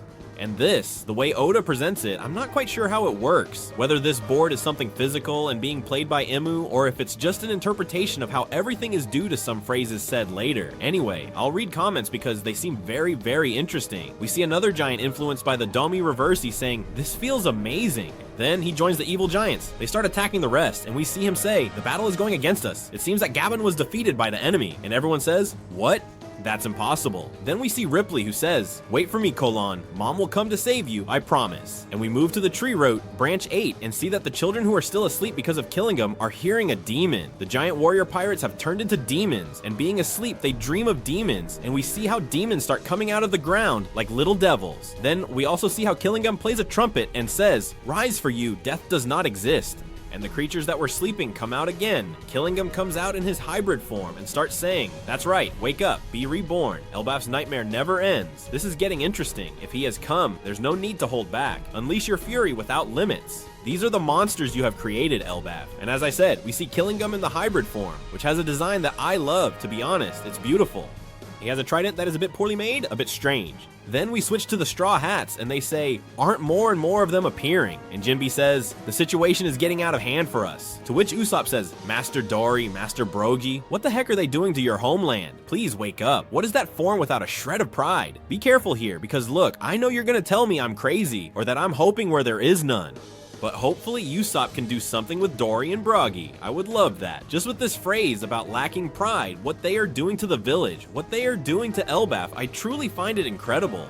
It truly gives me a little hope to think that maybe in the future this could make Usopp, but I hope it has something to do with these and in turning them back to normal. I would love that, please. Oda, don't leave this phrase as something random and make Usopp important in this arc, please. Then we see the children who keep walking asleep, the giants who want to stop them, but they say, "Damn, I can't save the children." Now I understand why Saul couldn't intervene. There are invisible thorns and monsters protecting the children. Then we see Gaban saying, "Kantai, how far do you intend to go?" Kantai is like chief in Japanese, and Killingham says, "The battlefield is already dyed with our colors. Their nightmares created with malice, if we allow them, could self-destruct." And we see how Imu says, "Mu will continue until it is destroyed." And they ask, "And what exactly is it going to destroy?" And he says, "The heart of Elbaf. If Harold hadn't messed up that time, this country would have been ours a long time ago," which confirms once again that Harold was probably one of the divine knights, as I have been saying throughout the arc, something that I hope it happens because it would make me very happy, and that probably Loki confronted him because he realized what he was doing, and still Imu was able to kill him, just like he did with Saturn. We move to the underworld part and see Chopper, who is following along with Scapper Gaban, and we see Chopper saying that he jumped without thinking and had no idea what to do. But then he says, "Calm down, I can do it, I can do it, I can't let him die." And just before falling, he uses the warp point and both Chopper and he survive. And we move to where Hiruden, Luffy, Loki, and the others are. And they say, "If you want me to tell you everything, kneel to Hiruden. You killed my father Loki," says Hiruden. "He was my father too." "Yes, he is also your father, and yet you attacked him with your own hands." "Stop, Hiruden. Hey, Chopper just fell. I heard a noise. But did you see him?" "No." And then we see a very beautiful panel that I personally love, with everyone and saying, "But yes, something definitely fell behind the mountain. Wait, how did he know it was Chopper? There's another one and he's injured." And they say, "If it's true, it's serious. You say they fell from the Kingdom of Light. Let's go look for them right now." And then we continue seeing Loki, Gerd, and the others, and they say, "Hey Gerd, Goldberg, is there anything you want?" Someone's head, jewels. And they say, "Well yes, of course there are things I would like, but I'm not gonna free you, Loki." Damn, you get so serious. And then the Denden Mushi rings and that mysterious person calls. Someone I think I'm gonna reveal who it is, or at least it seems very clear to me. And you hear, "Hello Loki Mosakun, I'm busy now. Call later." No, it won't take long. I'm also in the middle of something. I just wanted to tell you one thing. Alright, but speak quietly. A while ago I couldn't tell you, but in fact, I might not be able to call you for a while. At first you scared me, but over time, with our conversations, they became a moment of peace that I wouldn't change for anything. So I just wanted to say thank you. What the heck is going on? What are you talking about? Don't tell me you're going back to that scary place, right? I'm fine, don't worry. Where are you? Thanks for everything. Until now. Wait, Mosa-kun. And here I want to make a parenthesis, because I've read a couple of translations, and in some, this character called Mosa is referred to as the bearded one, and also the part that says he's going back to a scary place. In some translations, it's not translated as such, but instead it's saying that he's going to die or something like that. So, from the other translations I've read, I understood that this character was the bearded mountain Jarul. Why?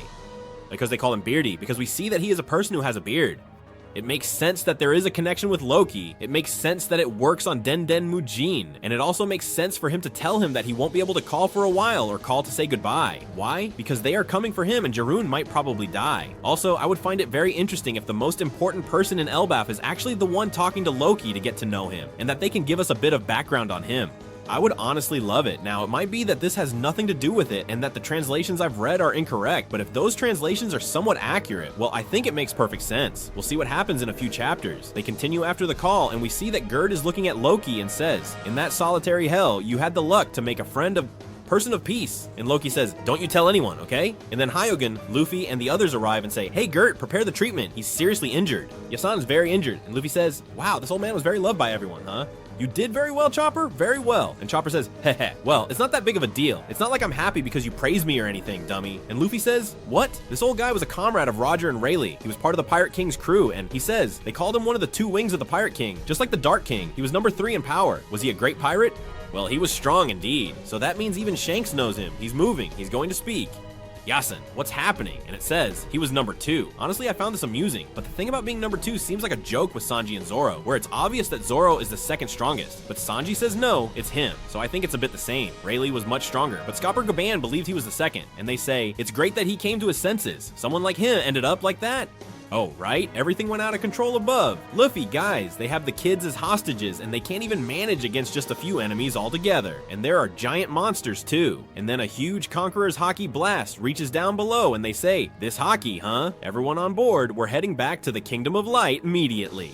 Elbaf is in danger, and Luffy with a very serious face says, "Chopper, it's okay, I understand." And Loki starts laughing and says, "What was that powerful Haki? Ha ha ha, you need it, right? My power." I'm really looking forward to seeing Loki. I hope Oda doesn't kill him and says he's nerfed because he's injured. That would make me very angry. I want to see 100% of the most powerful giant of all, who is Loki. I personally see the confrontations quite clearly. I think it will be Summers and Killingham against Zoro and Sanji. I don't care who each one faces. I see Luffy facing Emu, or at least having a face-to-face. The rest of the Straw Hats trying to stop the giant monsters and everything, along with Hyogun and the others. And I see Loki facing Dory and Brogy at the same time with this demonic form. Let us remember that if it took 100 giants to stop Loki, I think the fact that seeing their power, perhaps each one, is multiplied by 50, makes it very simple to understand that the two of them can take on Loki, or can come close because they have their power multiplied by 50.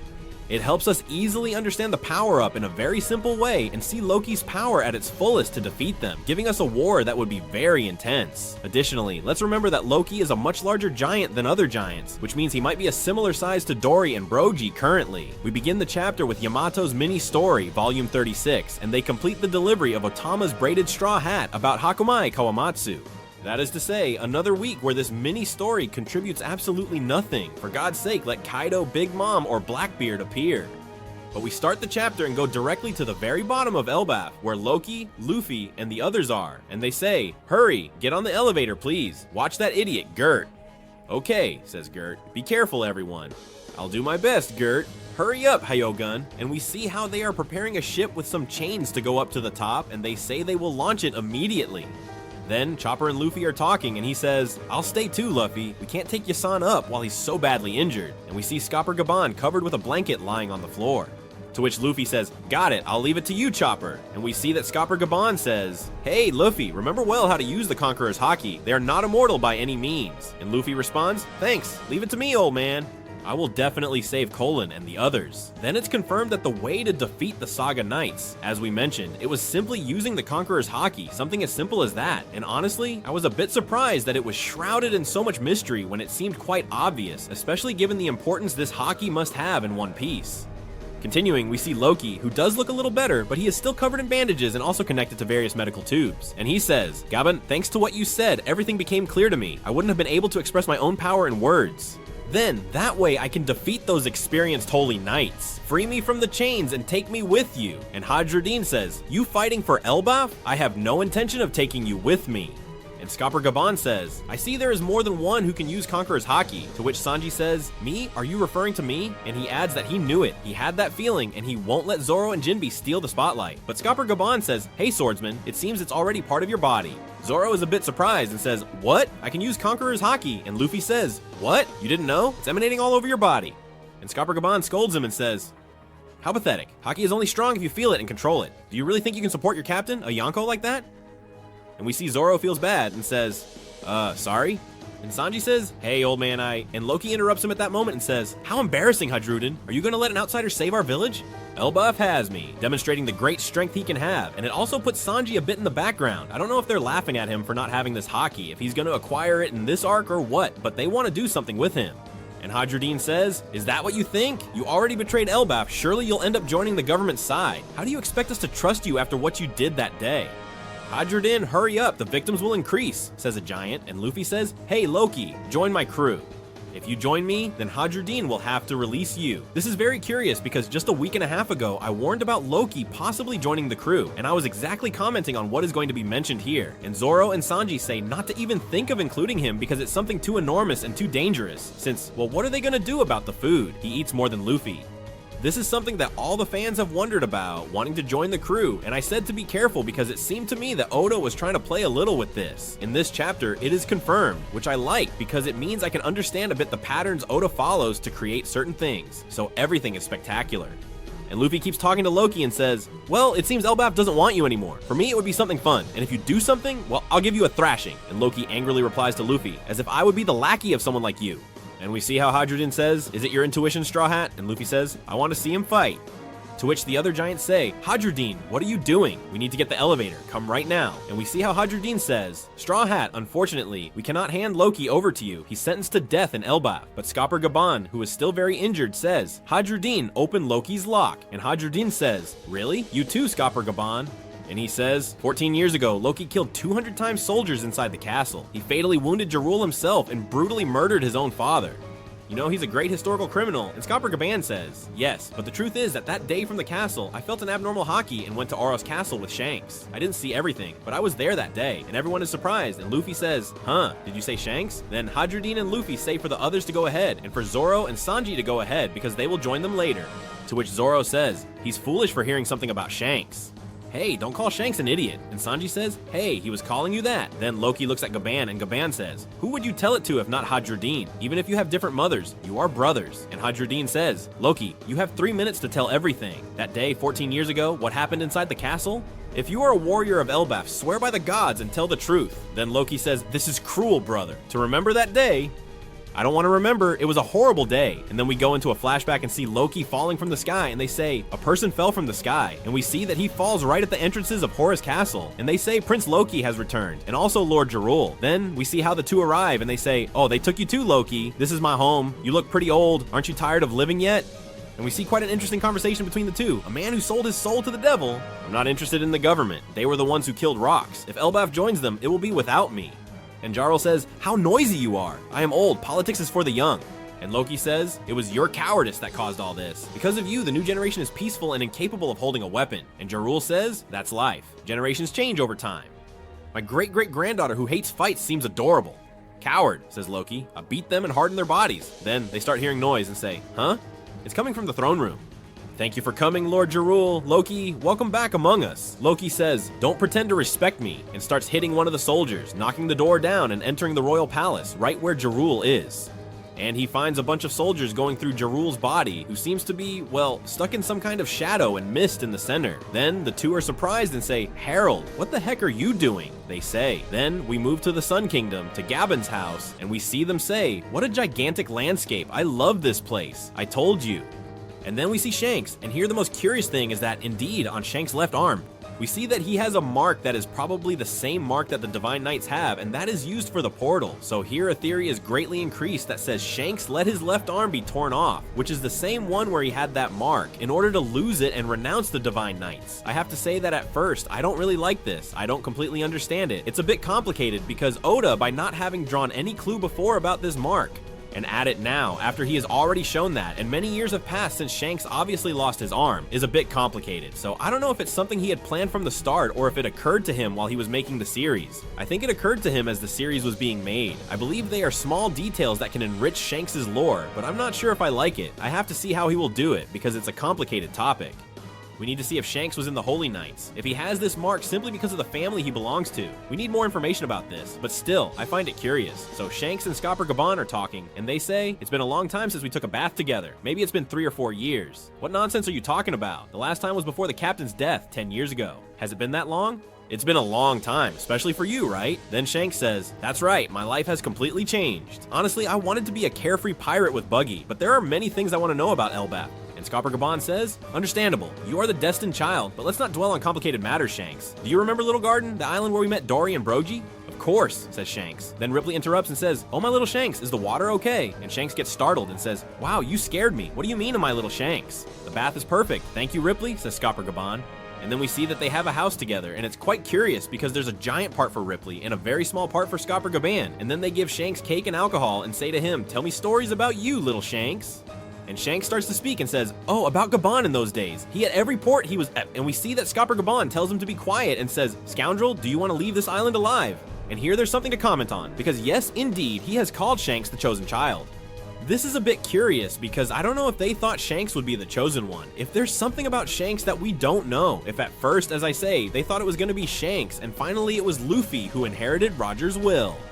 I don't know, but still, it seems like a curious term to me. It seems interesting, and I think it could reveal quite a bit about what they read in Laugh Tale, because especially when talking about the chosen child and the chosen person, I think it probably comes from what Roger read there, leaving the possibility that maybe the words Roger told Shanks were that Roger was not the chosen one, and that it would be Shanks. And Shanks cried, well, a bit out of powerlessness because it upset him that he was the chosen person and not Roger, that his captain couldn't fulfill the dream and that he had to do it. Continuing the chapter, he talks to Shanks and says, do you know Harold? He is a king worshipped like a god in Elbaf. To which Shanks says, oh yes, we met in Mary Joise. We got along well. So Shanks saying that he went to Mary Joise, well, it blows your mind and you think, what's happening here? Then Shanks says, we couldn't talk peacefully in the Holy Land. Now that we are both in the same country, I want to talk to him before it's too late. And then the narrator tells us that on that day, the castle massacre occurred.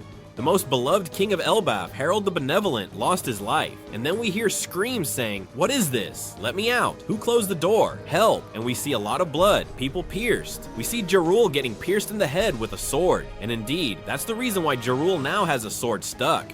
In fact, Jarul probably doesn't remember anything about all this because of the sword stuck in his head. And at some point, maybe they will take that sword out of his head and Jarul won't die, but will simply remember everything that happened. I find it quite simple. And then a mysterious person says, so this was it. This is the forbidden fruit passed down from generation to generation in Elbaf. But how did this man become so respected by his people, says the narrator. A long time ago, 109 years ago, if you asked anyone what they feared about the seas, the answer was always the same. The giant warrior pirates. That's how things were in that era. And they show us Dory and Brogy with their crew. At that time, even the ships from the lands of the giants evoked immense terror due to the reputation of Elbaf.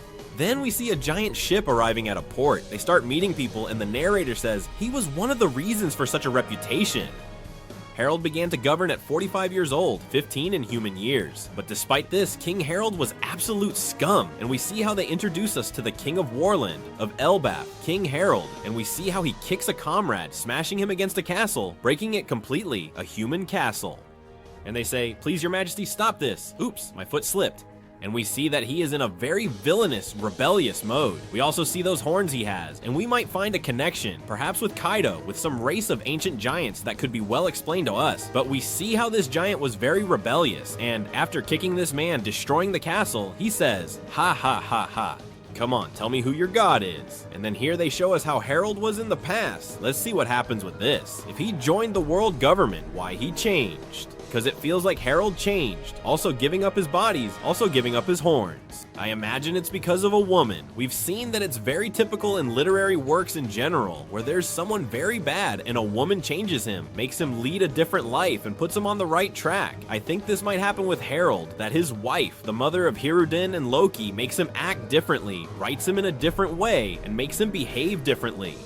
Perhaps having a plan with the world government to do certain things and then backing out at the last minute, which led to his death. And I think this chapter is quite interesting because a lot can be extracted from it. I believe we practically have confirmation that the Domi Reversi is used on Harold, and that Harold was the one who killed everyone, and Loki had to kill him because at that moment there was no other choice. And we have to look a little at what kind of power Hell had and how all this developed. In any case, it seems that what I mentioned at the beginning of the arc, that Loki would not be the Prince of Lies because he lied, but because the lies revolved around him in the whole story, seems to be confirmed in this chapter, and that Loki was not a bad person in this. Probably quite the opposite.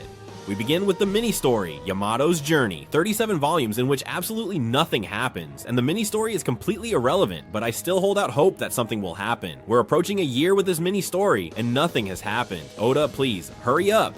We begin the chapter with King Harold's flashback, and subsequently what will become of Loki. The narrator starts telling us different things, and tells us that the Prince of Elbaf, Harold, had a reckless childhood alongside Tori, and we see a panel where the three of them are smiling, very happy, and enjoying, I imagine, the fights. It continues saying that thanks to his enormous size, monstrous strength, and the innate status inherited from the blood of the ancestral giants, he ended up consumed by pride and grew to become an unbearable person whom nobody could confront.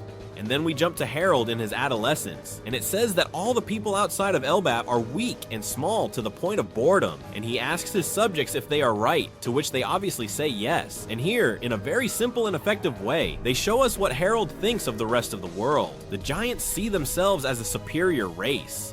Harold, who is a superior person among the giants, sees himself as such, as a person much superior to the rest, and thinks that others are weak and small. At the same time, we are shown King Gaban, who is located in the New World, and they show us a kind of circus where we see something being presented, something that is 10 meters tall, each step causing an earthquake and its roars being like thunder. And they present her as an extremely rare giant coming from none other than Elbaf, the same giant Ida, and we see how she is caged. We see that she has some horns and seems to be scaring people, and the people who go with children also run away, seemingly frightened. It's like a kind of circus of shows and oddities meant to scare and entertain people. Harold from afar sees this and gets very angry because he says they have a lot of nerve to use a giant for a freak show. Then it shows a bit later, and we see the island is half destroyed, smoke is coming out, they have rescued the giant, and he says they are mocking Elbaf, that they got what they deserved. Then the rescued giant, who by the way no longer has horns, which suggests they were fake, asks Harold who he is, to which he replies that she doesn't need to thank him, that he is the king of Elbaf and would never stand by while his homeland is mocked. And the giant turns and reacts by giving him a slap, hitting him in the face, and turning his head to... Everyone is very surprised. Even Harold himself says, huh? Like, what's going on? And we see Ida, who is saying they should go directly to the town again with the ship, that they have to apologize because many people have been injured. And Harold gets angry and says to her, are you crazy? Apologize to those little dolls from this mini kingdom. And he grabs Ida and indeed punches him again, knocking him down. Honestly, I found this really funny. I love it. And we see how she tells us that she was working, that they were the ones who rescued her when she was shipwrecked and about to die, and that they were kind enough to feed her until her wounds healed and gave her a job.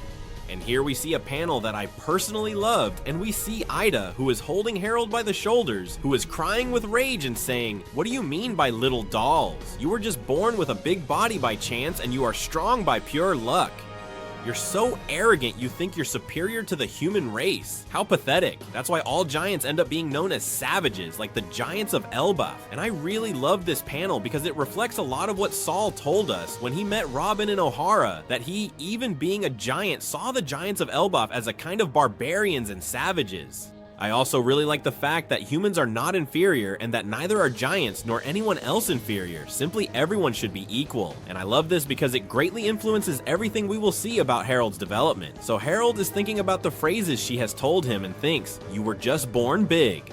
And meanwhile, we see how the kingdom is being fixed, since thanks to the giants, it's quite easy to move wood and such things.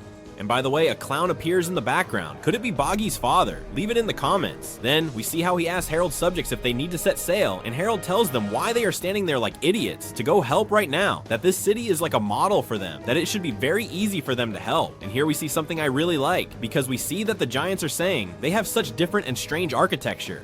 Let's show this to the people of Elbaf when we return and ask them to separate some species for us too. That had a flavor I've never tasted before.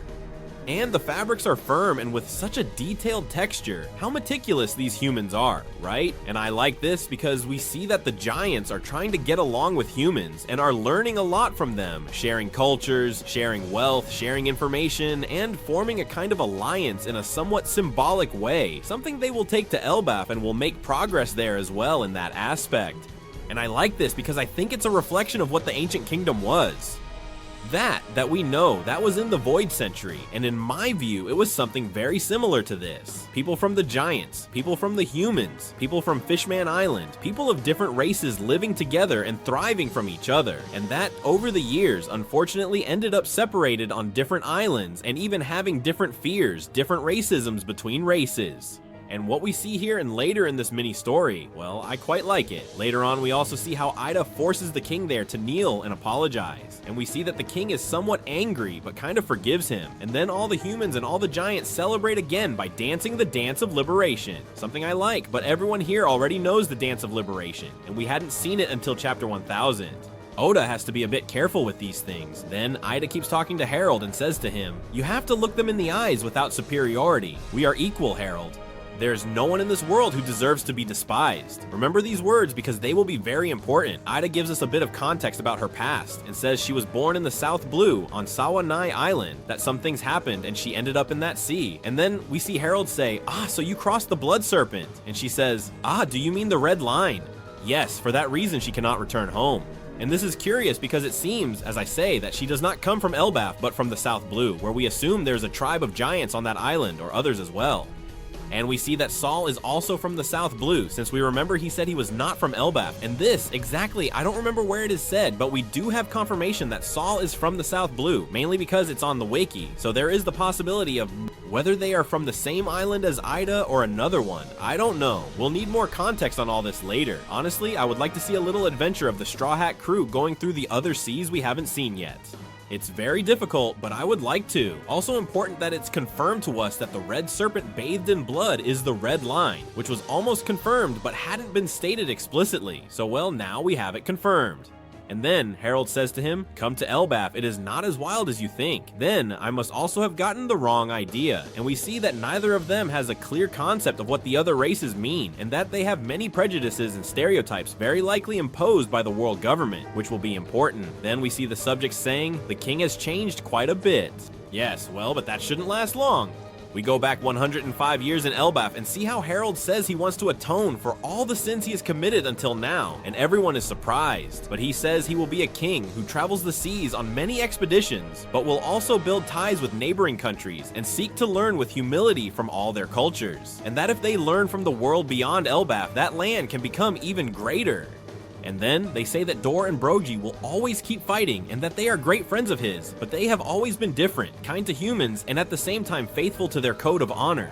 That there is nothing wrong with always being ready for battle, but if that ends up being seen as a threat to other kingdoms, then they will have to reconsider it. And then we see Yorl and Jarl talking and saying that it is a big change for the country, that encounters are also part of the adventure. Then Ida says, Harold, or rather Elbaf, how lucky they are. For example, if each country sent a diplomat to live in the other country, they could create a deep connection between all the countries. And one says, I see, so it's about taking each other hostage. And another says, well, that's not the best way to put it. Rather, if people do not unite with each other, then countries cannot get along. And we see something that goes a bit unnoticed, but you know that in my review, I like to share thoughts, ideas, theories I have about these things very briefly. And we see that Harold is writing some sort of diary. I would like to read this diary, and I hope at some point there is an explanation of this gentleman's expeditions. I think it would be quite interesting, mainly because Oda took the trouble to draw him writing something similar to what would be Nolan's diary, which we saw when he was sailing. And I think it would be interesting to see. Maybe it's in the library and it hasn't burned yet, or something like that. The truth is, it would seem incredible to me, and hopefully we can see it. We jump to 81 years ago in Elbaf, and they are in the fishing village of the east. And then they say a child is born, and he is Ida and Harold's. And then Harold suggests that they are going to get married, but four mysterious characters appear, whom I want to think are, let's say, the Gorosei of what would be Elbaf, like four wise men or people like that. And she says, we will not allow that marriage. Royalty only accepts pure blood. Harold reprimands her through clenched teeth, saying he's sorry, but that it is also part of the culture and not something they should emotionally reveal themselves about. Ida says this, and the village welcomes her. And then we see how she says that if they can live in the same country, well, that's it, she's happy. And we see that the child they have is Hyrule. And then a new character appears who is as beautiful as she is bad, and they say, she is your fiance, Harold Astrid, the woman who carries the noble blood of the ancients, a woman worthy of becoming queen. This is what these 4 wise men say again. And remember these characters because I'm going to share something very interesting that I think about these characters at the end of the video. We see how she says she was born in the northern land, in Shaka, where she studied the art of jujutsu, which are earth and wind techniques. And then she tells Harold that her destiny is to love him with her whole being for the rest of her life, and to please forget the woman from the east and that child, that is, Hyrule and Aida. And he says something like, oh no, well not that. And she interrupts him and starts saying that the Ki is escaping to the east, which I don't know what it means. I think it's a way of talking about energy or something. I think she is very superstitious about these things. And she says that the king's fortune is slipping away, that he should close the window, that the mirror is placed in the shape of 5 killer stars. Get rid of it. I mean, she doesn't really like how everything is arranged and wants everything her way. A rather peculiar lady. Then they introduce a horse saying, this one here is Asura, the lucky horse. It is a magnificent string. My clan sent it as a gift for Harold Sama, a horse worthy of a true king. I am sure it will bring you all the good fortune. And she says, it is enormous and has 8 legs. And the truth is, yes, it is a very, very big horse, really massive, and it has, well, 8 legs. I don't know if this horse will be important or not. They place a lot of importance on it in this flashback, and I don't know if it will be important or not, but it's quite curious. Care should be taken. We continue to see things about her, and we see how they ask her to bring all the jewels and gold to her chambers, that from today on they will only dine and eat with silverware. We go back 70 years and see something very interesting, and that is they tell us that at that time the sea was so wild that exchange between islands was almost impossible.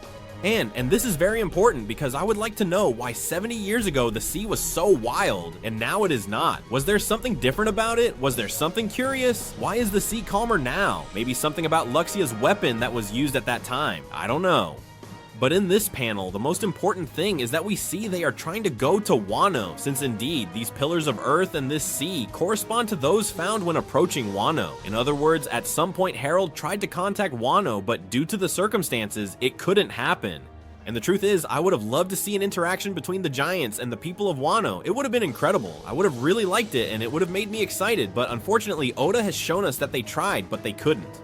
The narrator continues saying that the most advanced navigation techniques of Elbaf were extremely coveted by other nations, and we see how he mentions that there is a star in the north called the North Star, which never moves. And this seems to go unnoticed, but I think it was something not confirmed in One Piece, which is important to mention. And also remember that the last island of the Grand Line, not counting Laugh Tale, is called Love Star, which is the same polar star, so could it perhaps have something to do with it? Well, probably. So we see how Harold is telling his stories to different people in Elbaf, and they ask him if it's true that he met the merfolk, and he says yes, that he had the pleasure of meeting them, that he met them in the country of Sea Blood, and that a prince named Neptune was born in that kingdom, who is obviously the one we've seen, the one who says, Ham, Ham. Then, he adds that not only the merfolk, but also the mermaids and all the sea creatures. The entire seabed turned into a big party, and I quite like this. I like seeing Harold's interaction with other people, with other races, with other kingdoms, that he's telling it to the people of Elbaf. I like it. And attention, because we moved to 63 years in the Aurus Castle of Elbaf during one of Harold's expeditions, and we are about to experience something that is hard, very hard. We see them say, congratulations, you have given birth to a beautiful baby boy, Astrid Sama. He will be named Loki. I already talked to the king about it. And then she wants to see the face of her baby, but we see that Loki has curious eyes. Eyes that I've seen mentioned in many theories, which we can discuss now. But it is true that based on the eyes, well, they could be reptilian eyes. They could also look like cat eyes, feline eyes. They are curious eyes, really. They are curious eyes. She gets very scared, even falls out of bed and says, what is that? What the hell is that? That can't be my child. Then they ask her to calm down, saying they'll tell the king that he died at birth and tell her not to speak nonsense. But she says that the child is cursed, to look at him, that he is a monster. And the narrator tells us something that truly hurts and says, the hands of the Prince of Elbaf that sought to reach the sky were never held by anyone. And we see that Astrid grabs the child and throws him down from Elbaf, launching him into the underworld, which is an atrocity. And the narrator continues saying that the most painful and unfortunate thing for anyone is for your own mother to deny your existence at the very moment of birth. And then she says, understood, there has been no child here. Don't tell anyone. What do you intend to do, your majesty? And she says, I will return to my village. I never want to give birth again. And then a guard comes and says, "Your Majesty, the Queen, the captain of the guard from the underworld." "What is happening?" says Estelle, and we see a panel in which Loki is crying while his whole body is freezing, his own tears, and he is climbing from the underworld upward in search of his mother. This is very sad. This is horrible. Also, Oda shows us that on the way, Loki decapitated a bear. It seems the bear tried to attack Loki, and Loki, as a newborn baby, literally just minutes old, decapitated it. This means that this gentleman's power is insane. And this, I really mean it, seems to me the saddest past in One Piece from now on. Yes, I know Kuma's is super sad, which is probably the second saddest after Loki's, but to me the fact of being born and disgust your own mother, scare her, and have her directly try to kill you by throwing you away like you were rubbish, throwing you from the tree of Elbaf as if saying, "Rot down there, I don't care about you." And this literally after being born, just for seeing your eyes and just for seeing your appearance. It's horrible. It's horrible. Because in the rest of the past in One Piece, it is true that we have people who destroy their dreams, massacre their families, massacre their parents, but it is still external people that we understand are evil. But this is the person who gave you life. The person who should love you, the person whom babies instinctively understand is their mother due to pure survival instinct, and he wants her to throw him down so he can climb back up crying, like searching for her to cling to her. After all, because he doesn't understand, because he is a baby. It's horrible. It's horrible. It's horrible because he is not even aware. I mean, no, he is not aware of what he's experiencing. He is simply experiencing that they have, like, he has been rejected, thrown aside, and he doesn't really understand why, so he tries again. It's like an animal, practically. It's something that has just been born. It has no consciousness, no thought. So really, for me, this is the saddest past. But the chapter continues, and they say that Queen Astrid fell ill. Then Astrid says, "Get rid of that child if it was prophesied even before his birth. King Harold one day will be killed and overthrown by his own son." And then the guard says again, "Your craziness." The narrator says that meanwhile, Harold was dealing with diplomatic isolation. Once again, he was blocked by the world government, says Harold. Why can't countries be free? I like this quite a lot because I have hopes that in the next chapter we might see something of Harold and the world government, and maybe Shanks was amazed by that. It would be incredible. Then we see Ida, who's talking to Hadruddin and says, "Hey, it's your little brother, don't you want to meet the baby?" And Hadruddin says, "If he's not mom's son, then he's not my brother." And Ida says, "Oh, come on, no matter what you say, you're adorable." And so, all that misfortune that fell upon Elbaf from that day on would be known as Loki's curse, the birth of the cursed prince. And this is incredible because notice that Oda tells us that everything that happens in Elbaf, which is bad, all the bad things are simply Loki's fault indeed. I mean, his mother saw him with that appearance, said it was already prophesied, that it was a misfortune, and such, and this rumor spread because obviously she was the queen, that if something bad happened in Elbaf, well, it was Loki's fault.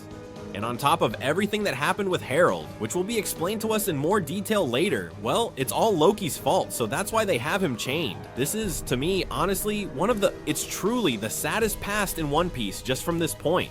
I don't know how it will go forward, but from this alone, it's insane.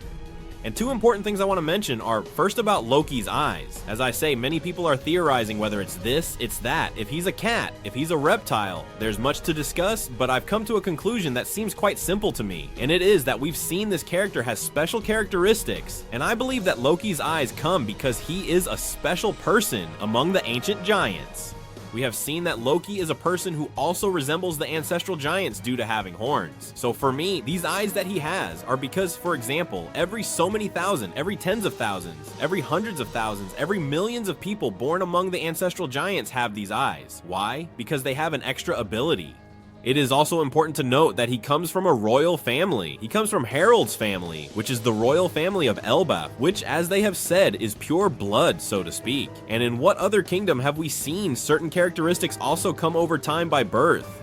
Indeed, on Fishman Island. And we see that Shirahoshi is a person who has the same power as the mermaid princess from so long ago, which is the power of Poseidon. That is, throughout all generations, with princesses being born, it has fallen to Shirahoshi, meaning it has happened now. And what other person, a prince of a kingdom, also has a curious ability, which is to speak with Zunesha? Well, indeed, Momo. So for me, it makes a lot of sense that Loki is also one of these people who have an extra ability and is probably the ancient weapon Uranus. I know that many people think that the Mother Flame is the ancient weapon Uranus, but I tell you that this is not stated. In the manga, it is mentioned that it is probably an ancient weapon as said by Vegapunk, but the ancient weapon Uranus is not talked about, even though if it were the last one we have yet to see, it would be so simple to explain to us. So, we can simply think that it is a kind of fourth ancient weapon or a replica of another ancient weapon, but it seems quite possible to me that this character is the ancient weapon Uranus. Let me know in the comments what you think about this, and now I will tell you the latest. Do you remember the 4 sages we saw in this chapter of Elbaf, the ones who didn't allow Loki to marry Ida?